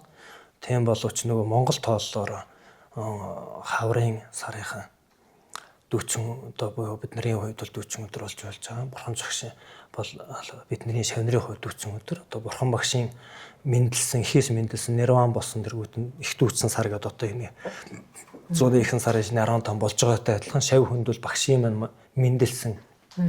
Тэгээд орчинд амтны тусыг үлдэхээр мэндэлж ирсэн. Тэгээд одоо дараа дүрслэгшингээ хороогаад ингээд морилсон өдөр бас бидний хувьд багшийн заларсан өдөр учраас хөрөөл тавьж залбирдаг тийм өдрүүд юм. Тэгээд тэр өдөр нь одоо Монгол тооллоор түрүү жил 25 оны 4 сарын 29-нд таарсан. Кирилл тооллоор бол 4 сарын 10 боловч. Тэгээд энэ хооронд нөгөө бүх бичиг баримт тодорхойгүй байсан. Тэгээ би өөрөө ам тангараг өргөцсөн байсан учраас багштаа зориулж нэг гандан телевизэд захиалж хөрөг нэвтрүүлэг хийлгэсэн юм а багшийн түүхэн. Тэр хөрөг нэвтрүүлэг маань арай дүүрээгүй ингээ жоохон ажилтаа эд явж явах үе байсан учраас би он сарын маш сайн санаад байна л да. Тэгээ 2025 оны 4 сарын 15-нд яасан гэхээр хууль зүйн яамны сайд Алтан гэрэл гэж сайд байсан. Тэгээ тэр Алтан гэрэл сайдыг үргэлжлүүлж явах хугацаанд багшийн ган хууга сайтад өсөлт бичсэн юм байна. Миний хүүгийн байгуулсан сүм хийдийн бичиг баримт хаана байгаа вэ? Манай биер интернет бол ийм юм аав ээжтэй ч юм яриаггүй шавнартай ч юм яриаггүй байтал өглөөд авсан мэтэр ингээд шавнарын ажилчдын хаалц солиод ийм одоо бүтээн байгуулалтанд зогсоод ингээд байна. Энэ дээр анхаарал тавьж өгөөч гэсэн хүсэл захиа явуулсан. Утгатай захиа явуулсан юм билий. Тэгээ энэний хариуд бол байгууллагын Улсын бүртгүүл ерөнхий газар руу хууль зүйн сайд тушаал болгоод тэгээд тэр хууль зүйн сайдын захирамжаар Улсын бүртгүүл ерөнхий газрын архиваас бичгээр хайсан байна. Захимаар гарч ирэхгүй байсан. Тэгээд тухайн надад тайлбарлахдаа бол захим дээр бүрэн ороогүй байсан нь бид нар ч гайхаж байна. Тэгээд архив дээр бичгээр байгаа тамгатай бичиг баримт дээр бол та гарын үсэг зурж бүгдийг одоо хүлээж авах боломжтой юм байна. Ингээд ганхуугаан бичгийн цагтлын хариуд бол одоо хариуг нь өгөөд бүх юм гаргаж өгөөд хууль зүйн сайдад тайлан тавь гэсэн тушаал ирсэн гэт гэрэл зул гэж Улсын бүртгүүл ерөнхий газрын ахлах байцаагч хүн над руу ярьсан. За тэгээ 18-ны өдөр нь би тухайн үед юм бас нөгөө зураг авалтын юм туслаад үдээ явчихсан. Тэгээ 18-ны өдөр нь очиж өргөлөө бичээд Улсын бүртгүүлийн газраас лавлгаанууд авсан. Тэгээд тэр даруй нь чинь баасан гараг байсан баха. Тэгээ хаалтан самчууд нэгд өдөр нь брончгч аавад би бүх гişний хуулбар, дөрмийн хуулбар, багшийн тэр томилсон тамга өдөрцөглөн 2016 онд өөрөө шинжилснээс хойш ахиж шинжилсэн бүртгэл байхгүй. Тэгэхээр одоогоороо бол тэр надад төлөөлөгч 2025 оны 4 сарын 18-нд бол эцсийн байгаа байдлаар бол танай өдөрцөглөө энэ мөн хүчин төгөлдөр байгаа л гэж надад хэлсэн. Одоо би яах ёстой вэ гэсэн. Би бол яг учраа олохгүй байсан алан бичиг үлдгэтэл та өдөрцөглөө хуралдуулаад тэргүүнийг томж бүртгүүлээд үйл ажиллагаанд чиглэх ёстой. Танай байгууллага бүтэн жилийн хугацаанд татварын үршир орсон байгаа. Ийм мэдээлэл ирсэн байгаа. Ахаад бичиг баримт авах хөтөр би татвар санхүүгийн бүртгэлийн бүх хуулбарыг авъя гэт. Тэгээ гар үсгийг зураад авсан.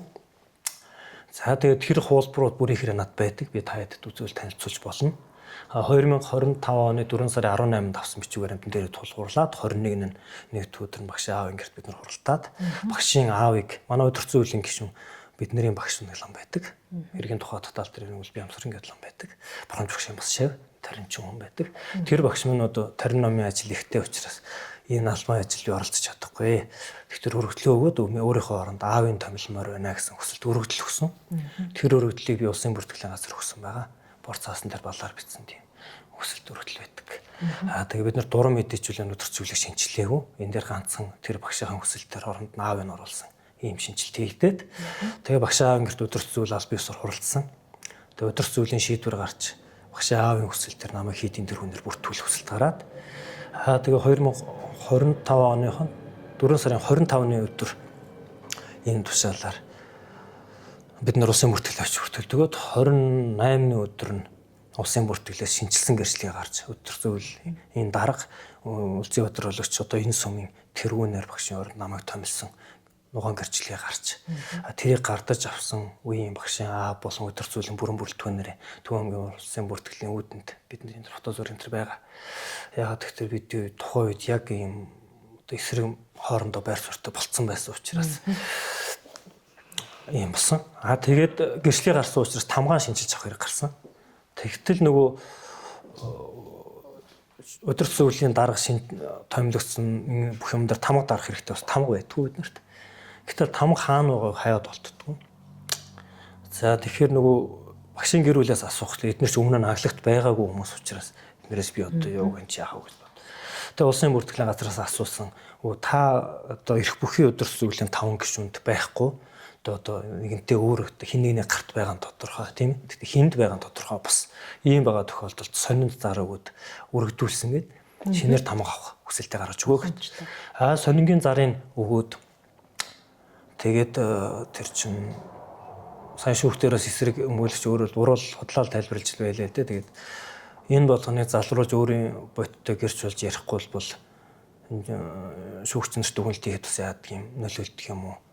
Одоо энэ шүүх хуралдаа олон удаа хойшилж байна. Тэр байтугай тугаанд нэгслэн хийдийн одоогийн өмчлөл нь чойо хамт дээр бүр хувийн өмчөд шилжчихсэн байгаа мэтээр олон нийтэд ингэж тэр шүүх хуралдаан дээр зарлж ингэж ярьсан нэг байдлыг тэгээд нээлттэй болсон. Нээлттэй болсон. Тэгээд тэр олон нийт сүүлчээр цацагдсан. Тэрний хуулбарыг би хуулж авсан байгаа.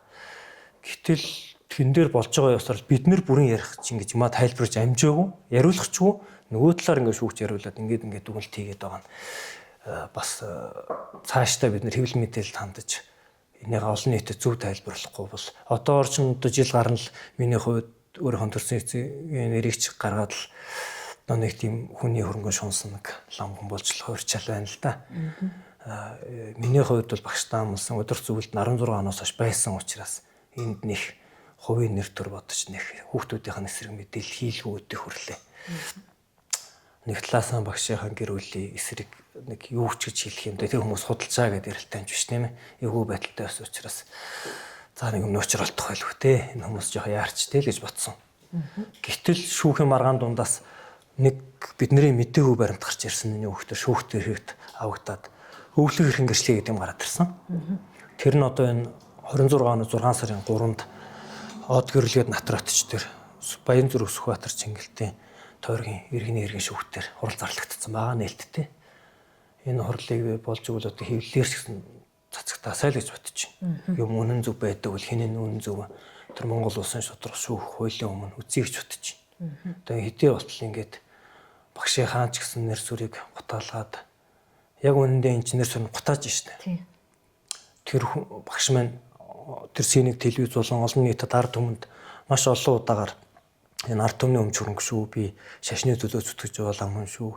Энэ хандивар чинь би ийм юм хийж байгаа шүү гэдээ өөрөө эргүүлээд ингээд тайлагнаад нэмэж хандив аваад 48 бүтээн байгуулсан нь эргүүлээд одоо энэ өмчилж авч байгаа хүмүүс нь бол тэр хүн чинь өөрөө өмчлөөд авсан байсан мэтэр тий. Миний багш улсын бүртгэл дээрс шүүхөр тогтоогдсон. Хэзээ ч өөрийн хувийн өмч болоо гэж өргөдөл өгөөгүй юм бэл. Энэ хугацаанд амьд байх хугацаанд. Гэтэл өөрөө өмчлөсөн байсан мэтэр болгоод өөрсдөө өвлж авах гээд ингээд бидний хувийн хөрөнгөө гээд бидний эсрэг ингээд тэгээ бид нар хувийн хөрөнгөд нь халдаад байгаа мэтэр ингэж мэдээлэл хийж байгаа. Илтэл одоо ташаа мэдээлэлтэй. Тэгээ бид нарын болон маш олон шавь нарын нэр хүндэд халдж байгаа, ар гэрийнхэн ч гэсэн нэр хүндэд халдж байгаа асуудал юм. Нэг хэсэг бол багшийн өндөр настай 100 гарсан хөгшнийг л хүртэл одоо бараг л яасан шуналтай материал олон нийтийн сүлжээнд бичээл хэлээгүй байдалд оруулсан. Тийм төрсөн хүүгээ алдсан, ханаа алдсан багт нь бид нэр тухайн үе болгонд нь ярьж аваад нь хань болж исэн. Их л хэцүү. Тэгээд иймэрхүү байдалтай байна. Тэгээд энэ натротчтой холбоотой тэр натротчд яагаад шашны байгууллагыг удирдах зөвлөлд нь хэлэхгүйгээр мэдэгдэхгүйгээр яагаад тэр өвлөх гээд байгаа юм бол өв хөрөнгийн тухай төрсөн эцэг ихтэн ч хэлэхгүйгээр тухайн үед нь аав нь байж л байсан. Өө тусноос нь ээж 9 сар хүртэл амьд байсан. Ингээд шууд л одоо тэр 3 хүн хүсэлт гаргаснаар өвлөх хэрэг нэгэд гэрчлэгээ хийцэн юм. Гэдэг дээр биш хянуулж шалгуулъя гэд миний зүгсэлт гаргацсан байгаа. Удирдах зөвлөл өөрсдөө 5 хүн бүгдээрээ хүсэлт гаргаад шүүхт хандсан. Иргэн хэрэг явж байгаа. Захиргааны хэрэг дээр бол бидний тамга тэр одоо олгогдохгүй байгаатай холбоотой улсын бүртгэлийн байцаагч нөгөө өвлөх хэргийн гэрчлэгээ бариад ирэнгуут нь тэн дээр үндэслээд бид нэр дээр хасалт хийхээр дүгнэлт хийсэн байдаг. Тэр дүгнэлт хийсэн улсын бүртгэлийн ундрмаа гэд байцаагч бол бидний дуртчиод байгаа. Гэхдээ энэ хүн бол өөрөө саяны шүүх хурал дээр ирээд хэлсэн. Энэ хүн бол өөрөө бас нэг буруу юм хэлээгүй шүү. Би тийм учраас энэ үнийг хэлж байгаа. Энэ хүн юу гэсэн гэхээр хуулийн дагуу бол бурханчлам өөрөө байхдаа өмчлөе гэж биднэрт амарч хандаагүй учраас манай улсын бүртгэл дээр хувийн өмчгсөн бүртгэл байхгүй шүү гэт. Хариуцсан байцаагч нь өөрөө хэлсэн. Шүүх дуудагдаж ирээд. Гэвтэл шүүх хурал дээр шүүгч нь энэ эсрэг ингээд байгаа юм шиг сая ингээд хэл мэдээлэлээр цацаад байна л да. Бүр хариуцсан байцаагч нь өөрөө тийм юм байхгүй манай бүртгэл дээр. Бурханчлам өөрөө эцсийн өмчлөгчөөр би бүртгүүлээ гэсэн бүртгэл хийлгээг, удирдах зүйлч хийлгээгүй. Тийм бүртгэл манай дээр албан ёсоор огт байхгүй. Тэгсэн чинь энэ хаана хийгдсэн бэ гэсэн татвар дээр нэг юм журам байдаг гэнэ. Тэрүүгээр эцсийн өмчлөгчөөр бүртгэсэн гэж яваад байгаа. Тэгээ манай өмгөөлөгч сая дээр шүүх хурал дээр татварын байгуулвал аль нэгэн аж ахуй нэгжийг хүний хувьд шилжүүлэх шийдвэрийг гаргадаг байгууллага биш шүү дээ гэд ингээд үгээ хэлэх тэр шүүгч нь үгээр таслаад ингээд хэлүүлэхгүй. Ийм одоо илт одоо энэ аж ахуй нэгжийн өөрийнх нь хувийн эрх ашигт халтсан үйлдэл гараад байгаа учраас би энэ дээр дуграя да багш минь загсан да гэд болж байгаа. Тэрнээс биш миний хувьд ч гэсэн цаашдаа ном бүтээлээ хийгээд ингээд явхад олон нийтэд нэр алдар хөгөд ч юм уу энэ хийдийн цаашдын эд хөрөнгөд шунаад байгаа зүйл огт байхгүй. Тийм хувьтай авъя гэсэн миний зүгээс өрөвдөл хүсэлт гаргасан нэг ч удаа байхгүй бодчих ч үзээгүй. Энэ багшийн юм гэдэг бол өөр шав хүндтэй зарлиг байдаг учраас бид нэр багшийн зарлиг захиалсан дагуу энэ хийдийг Монгол улсдаа соёлын хөвгт багшийн энэ түүхэнд дурсгал энэ хүний хийсэн бүх бүтээл ямыг Монгол улсын соёлын хөвгт бүртгүүлээд цаашдаа энэ их би та хэдэд бас энэ шүүхтэр хэлсэн өөрийнхөө үгийг давхар хэлчихье. Энийг бүр мушгин гуйлаад байна. Энэ Төв аймгийн Борнуур сумын төв дээр байгаа Үлзий бадруулагчид одоо бидний сууж байгаа энэ хийдийн захиргаа тэргүүний ажлыг хувьчилж авна гэд энэ 3 хүн хүсэлт гаргаад бүр өөрсдөө одоо шүүхийн шийдвэрч гараагүй байхад багшийн байгууллагын тамгыг одоо олж авсан байна лээ. Тэгээ тэрүүгээр бүр тамгын дарж бичиг хийгээд улсын бүртгэл төгсөн байт. Тэр нь шүүхтэр авагдсан баг. Тэгээд одоо гүйцэтгэх удирдлага бий бараг тэргүүнээр том охиноо томилсон ч байгаа шиг. Ийм бүртгэл хийх гэж оролцсон юм явж байгаа. Энэ бүгдийг бид нэр байгууллагын дотоод эрх ашигт халдаад цаашдын ирээдүйн шашин дэлгэрэх үйл багшийн маань одоо тэр бодын шин 4 дахь удаагийн дэлгэрэлтэнд хувь нэмрээ оруулсан энэ хичээл зүтгэлийн зүгээр л ард түмнээс хандив зүүлүүлж байгаа 4 хүүхэдтэй хөрөнгө босгоцсон юм шиг байдалд оруулж нэр хүндэд нь алдчихж байгаа шав хүний хувьд би энд харамсаж байгаа. Энэ түүхэнд миний багшийн нэр сур буруугаар бичигчгүүдээ гэд би эмзэглэж байгаа. Энэ шүүхтэр гарч ирсэн эхнэр хүүхдийн үйлдэлсэн үйлдэл бичиг баримтуудыг хараад би үнэхээр харамсаж байгаа. Энэ хүмүүсийг би юм хийцэн гэж бодоагүй. Яг хөө багш өөрөө ингээд эднэрийг цаашдаа хэд юмд оролцох гэж зөвшөөрсөн юм болоо да. Өмнө нь өөр юм альцсан даа л гэж би дотроо бодож ирснээс биш. Далдуур юм бүр өвлөх хэрхэн гэрчлэгийн дээр хийгээд бүр юм бичиг баримтыг эсрэгээр ашиглаад ингээд явцсан гэж ойлгоогүй. Гэтэл шүүхтэр хэрэгт авсан материалуудыг би нэг бүрчлэн танилцж үг үсгчлэн уншсан. Уншаад би ийм ойлголт авсан. Төв аймгийн Борнуур сумын төв дээр байгаа Үлзий бадруулагч хийд. Үүний харьяа Далийн ам гэдэг одоо энэ Нарт багийн харьяа нутаг дээр байгаа аглаг бүтээлийн сүм. Энэ улсын бүртгэл дээр тусдаа бүртгэлтэй байгууллага биш. Энэ байгууллагын харьяа.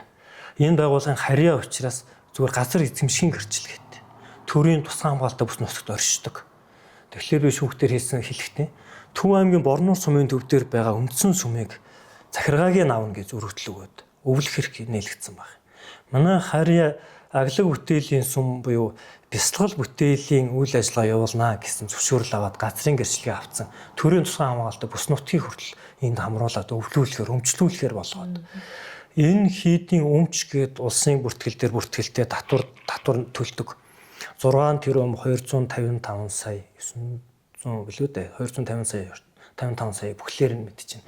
Энэ тоо 2016 онд бид нэрийг өдөрт зөвл бүртгэхэд нэмэж хин хийд Үлзий Баатаруулах хийдний хөрөнгө гэж бүртгэгдсэн байдаг. Тэгээд энэ үнэлгээд нь бол тогтоогдсон хөрөнгө гэж байгаа нь бол Үлзий Баатаруулах харьяа сүмийн тэр уулаар сийлсэн хатан дээр сийлсэн сэлбэр бурхтуудын үнэлгээ байхгүй юу? Улсын одоо энэ үнэлгээ тогтоогдсон үнэлгээ.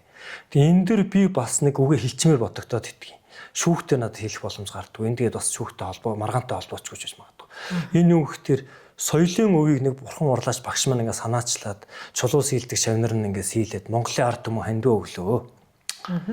Энэ соёлын өв маань одоо ингээ хийдийн өмч хөрөнгө болонгуудаа би сая бичвэримттай танилцтал улсад одоо смэл тодорхой хэмжээний татвар төлдөг юм. Тэгээд юм битээхээр эргээд татварын дарамтанд ороод байдаг юм биш үү гэсэн миний хувь хүний бодол шүү. Би нэг хэлчмээр байна. Цаашдаа юм болмооргүй байна. Энэ улс нь бүртгэж аваа тийм Монгол улсын соёлын өвд бүртгэхэд ингээд явбал энэ байгууллага цаашдаа явхад бас тийм бүтээн байгуулалт хийхэд дарамт багтаа болох. Тэгжээтэл эн чинь одоо бүр сүүлдээ Монгол улсын соёлын өвч биш, хийдийн ч өмч биш, бүр хувийн өмч болоод тэгээд тэр хувь хүн талаас би ингээд дүгнэлт хийх гэхлээр манай хийдний салбартай боллоо. Бясалгал хийх байшингууд бариад. Тэгээд тэрэндээ одоо багшийн маань уран бүтээлч тэр одоо хөдөлмөрч хүний үр дүнд ууланд ургаа хадан дээр чулуун дээр бурхан сэлэгдчихлээ. Тэгээд тэрнийг хөрөнгө гээд өвлж авах гээд байгаа юм бол тэр чинь одоо багш санаачилсан бол шийлсэн хүмүүс нь дандаа чулууны компаниуд мэргэжлийн уран бүтээлч чулуун сэлбэрч. Монгол улсын түүхэнд бүрэн бүтэн үлдээх вэ гэдэг дээр би бүрэн бүтэн гэдэг дээр яагаад хэлж байгаа юм гэхээр энэ дээр би эмзэлж эхэлсэн саяхнаас. Яагаад гэвэл энэ маргаан эхэлсэн шүүхэн маргаан эцэлсэн шийдээгүй байхад хийдийн татварын дансанд бүртгэлтэй багшийн маань бас нэг одоо Монгол хүн ч одоо малч ухаан гэж бас байдаг юм. Тэгээд дээрээс нь сахиусандаа өргөцсөн, цэтрэлсэн малнуудын одоо энэ эхнэр хүүхдүүд нь дур мэдээд одоо далдуур хятсан маань хятсан гэж хэлнэ дээ. Шууд тэ нэг. Ягаад гэвэл тэр одоо зориудаар Баян хонгороос дорндын одоо хөлөн буураас үлээ дээ. Хувцавтраад ингээд дөрвөн эвэртэй хон шилмэл одоо тийм сүрг үүсгээд тэгээд энэ бол газрын гимиг дарддаг юм аа. Хожим бас одоо энийг үржидэр бол бас өөр одоо орон нутагт юм хийд барих юм байгуулах, отгоор нь байгуулахад газар нь одоо төгшин энэ төр байх юм бол тэнд ингээд үржүүлээд залаад ингээд аваа явдаг. Тэгээд цэтэрлэн гэдэг чинь тэр амтны аминд дахиж хүрхгүй гэсэн сахиусанд өргөцсөн байхгүй. Тэгээд тэрэнд амьд хүрхгүй бурхны шины зан үйл амтны ам авардаг зан үйл. Гэтэл ингээ өөр хүүхдүүд нь багшийн нэрийг бариад л ингээд өмчлөн гэсэн нэрийн дор хядлага хийгээд амтны аминд хүрээд байгаа лам хуур хүний хувьд бихэн дээр багшийн хүсэл зорилго эрмэлзлийг эвдээд хийдийн хөрөнгөнд халтаад шүүгэн шийдвэр гараагүй байгаа шүү дээ. Одоо хүртэл эцлэн гараагүй. Анхан шатраа сая буцаагдчихлаа. Явал энэ анхан шатны захиргааны хэрэг дээр бол бидний гомдлыг хэрэгсэхгүй болгосон юм. Сая давзаалдах захиргааны хэрэг дээр бол энэ хэрэгсэхгүй болгосон үнэлэг байна. Ягаад гэвэл удирдах зөвлөл чинь өчигдөр эглэр шал өөр мэдээлэл тавьсан. Удирдах зөвлөлийг бүрэн эрхийн хугацаанд дууссан гэсэн шийдвэр нь хаана байгаа юм. А энэнийг хүчин төгөлдөр хугацаанд дуусгах тухай дүрмэндээ тухай бичсэн тодорхой тийм ээ дуусгар болсноор дараагийн өдөр зүйлийг яг томилох тухай ч юм уу бүрэн дүрмэн дээр бичигдээгүй учир дутагдaltaй юм байна. Гэвтэл байгууллагын дүрм учир дутагдaltaй байж болно ш. Тэгэхээр тэрийг улсын бүртгэл удирдах зөвлөлтөд ярих хэрэгтэй болохоос биш. Шинэ ойлгож байгаа тийм ээ.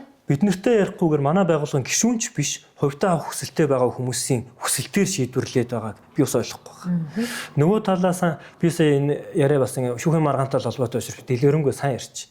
Шиг наамны уул шиг нэг гэдэг тийм ээ. Энтэй холбоотой бүх баримтаа би өөрөө биеэр нотлно. Шүүхтэр байгаа болон багшийн биднэрт үлдээсэн. Энэ байгууллагын үүсгэн байгуулагдсанаас ахуулаад бүх баримтууд над дээр нэг хуваар байгаа. Энэ Үлзий Баатаруулагч хийдийн харьяа аглаг бүтээлийн сүм гэдэг сүмийн маань одоо үндсэн тэр газар нутаг шин төрийн тусгай хамгаалалтын бүс нутаг шүү дээ. Тэгээд Монголын газар эзэмших өмчлөх тухай хуулийн дээр байд юм. Гадаадын иргэн харьяат бол газар өмчлөгийн нутгаа эзэмших хэрэг байхгүй гэж. Тийм. Гэвтэл яагаад ийм давхар зөвшөөрөл олгогдоод яваад байгаа юм бэ гэдгийг би өөрөө гайхаж байна. Тэр ургаа хад чинь сэлбэр соёлын бүтээл юм бол тэр ургаа хад чинь өөрөө газрын хөрснөөс үл салах нөгөө мод, уул ус, ургамал хад чулуу чинь Монгол улсын өмчөө, ард түмний өмчөө туйлан дээр бичсэн юм байл. Цагаан дээр хараар би уншсан. Тэгээ энийг маш олон ухаантай хүмүүс уншаад тунгаах байх. Гэтэл энэний язгуур одоо Монгол ард түмний эрх ашиг төрөл халдсан үйлдэл болж гин гэж би харж байгаа. Ирээдүйд энэ дээр үндэслээд саяны одоо гандан төгслийн хэд чай хамбын хувийн өмч болсон байна. Энэ яга болтгүй ингэж эсрэг талын өмгөөлж худлын мэдээлэл тарааж байгаатай адилхан. Энэ шийдвэр эсрэг гарснараа магадгүй цаашдаа сүм хийдүүд хин нэгний өмчөд лам нартан ч мэдэгдэхгүйгээр шилжээд байх боломж нэгчих юм болов. Ийм үндэслэл жишг гаргачих юм болов гэсэн ийм нэг хувь хүний бодол надад жоох эмзэглэл төрсөн. Тийм учраас би энэ тухай товчгоо тодорхой ингэ ярьчих тийм. Өөр одоо та хэдийн зүгээс асуухаар бол би энэтэй холбоотой ямар ч мэдээллийг одооноос ил болгоно. За баярлалаа. Тэгээ таныг бас ингээд бодож санаж байгаа юм аа. Илэн далангүй ярьж байгаа яриаг чинь би тасалж үнэхээр зүрхэлсэнгүй. Тэгээд мэдээж яриг одоо миний саяны таны ярьснаас миний ойлгосон зүйлийг үзэгчд маань бас ойлгосон баха гэж найдаж байна.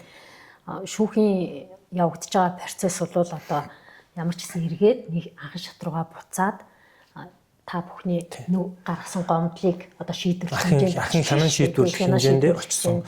Энэ захиргааны хэрэг нь.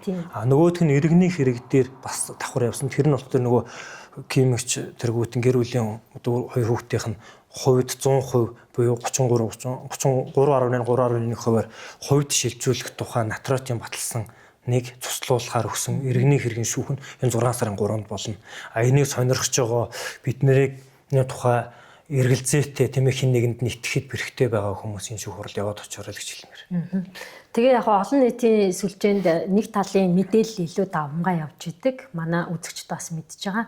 Тэгээ би эндээс юу гэж хэлхийг хүсэж байна гэхээр хит их одоо нэг талыг барьсан дүгнэлт хийж маш олон жилийн хөдөлмөрөө бас бурханч багштай хамт өнгөрүүлсэн шавнарыг нь одоо буруутгах тий аль нэг талын одоо шүүхийн шийдвэр эцэслэн гараагүй байхад дүгнэлт хийж элдвэр хэлэх нь одоо зохисгүй юм аа гэдгийг бас ойлгосоо гэж хүсэж байна.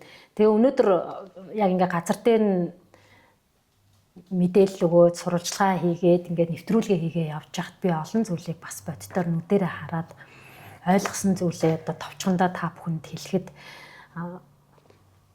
энэ Төв аймгийн Борнуур суман дээр анханасаа их усүрэн тавигдсан энэ хийдийн салбар аглаг бүтээлийн хийд юм байна. Тэгээ аглаг бүтээлийн хийд дээр маань анх үүсгэн байгуулагдсан цагаас нь эхлээд хүч хөдөлмөрөөр зарцуулсан олон шавнар нь бас байд юм байна. Тэгээд бурханч багшийн өөр их нь айлтжсэн үгнээс одоо амьд ахудаа гэрээссэн үгнээс нь түүнийг нь биелүүлэхийн тулд одоо шавнар нь бас ингээд явж байгаа юм байна шүү. Түүнээс биш одоо хин нэгний өмч хөрөнгийг булаацалтах тийм ээ.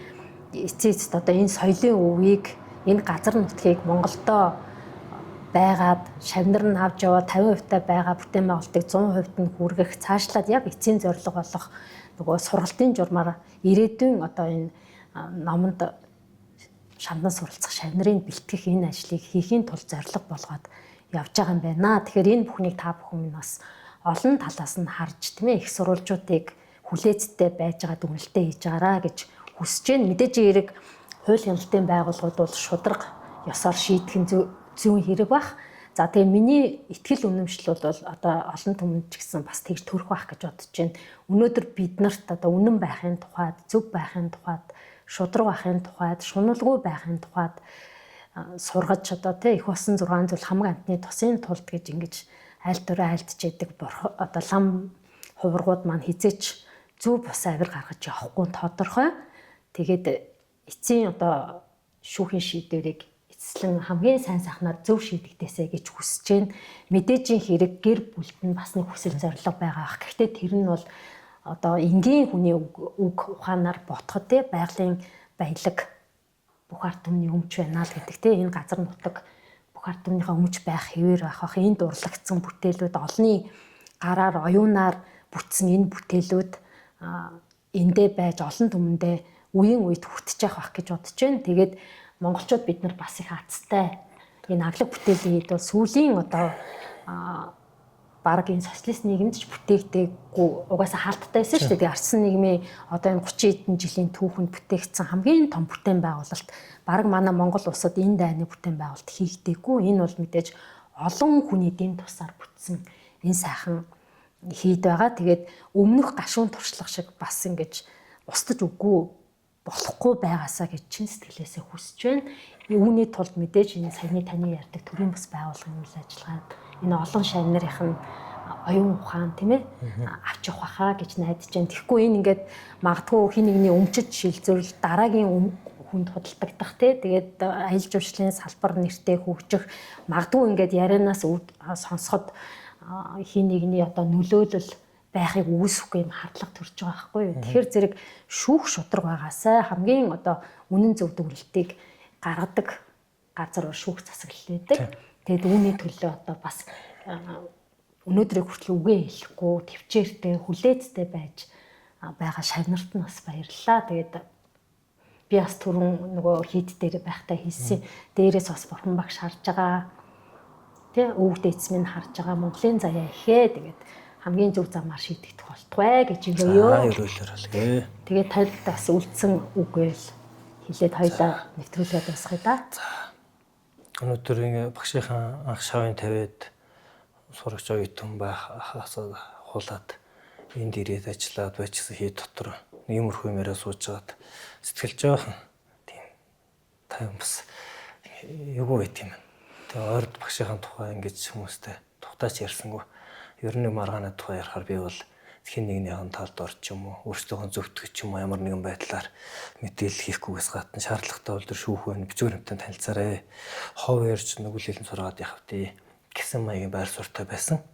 Миний зүгээс бол одоо сая хангалттай их юм ярьчих шиг боллоо. Өөрийнхөө мэдх хэлэмээ товчхон одоо ярих. Цаашдаа энэ хий дуран бурхны шашин 10 зүгтээ номын ёсчлаа дийлхэрх болтугай гэд ерөөл тавья та.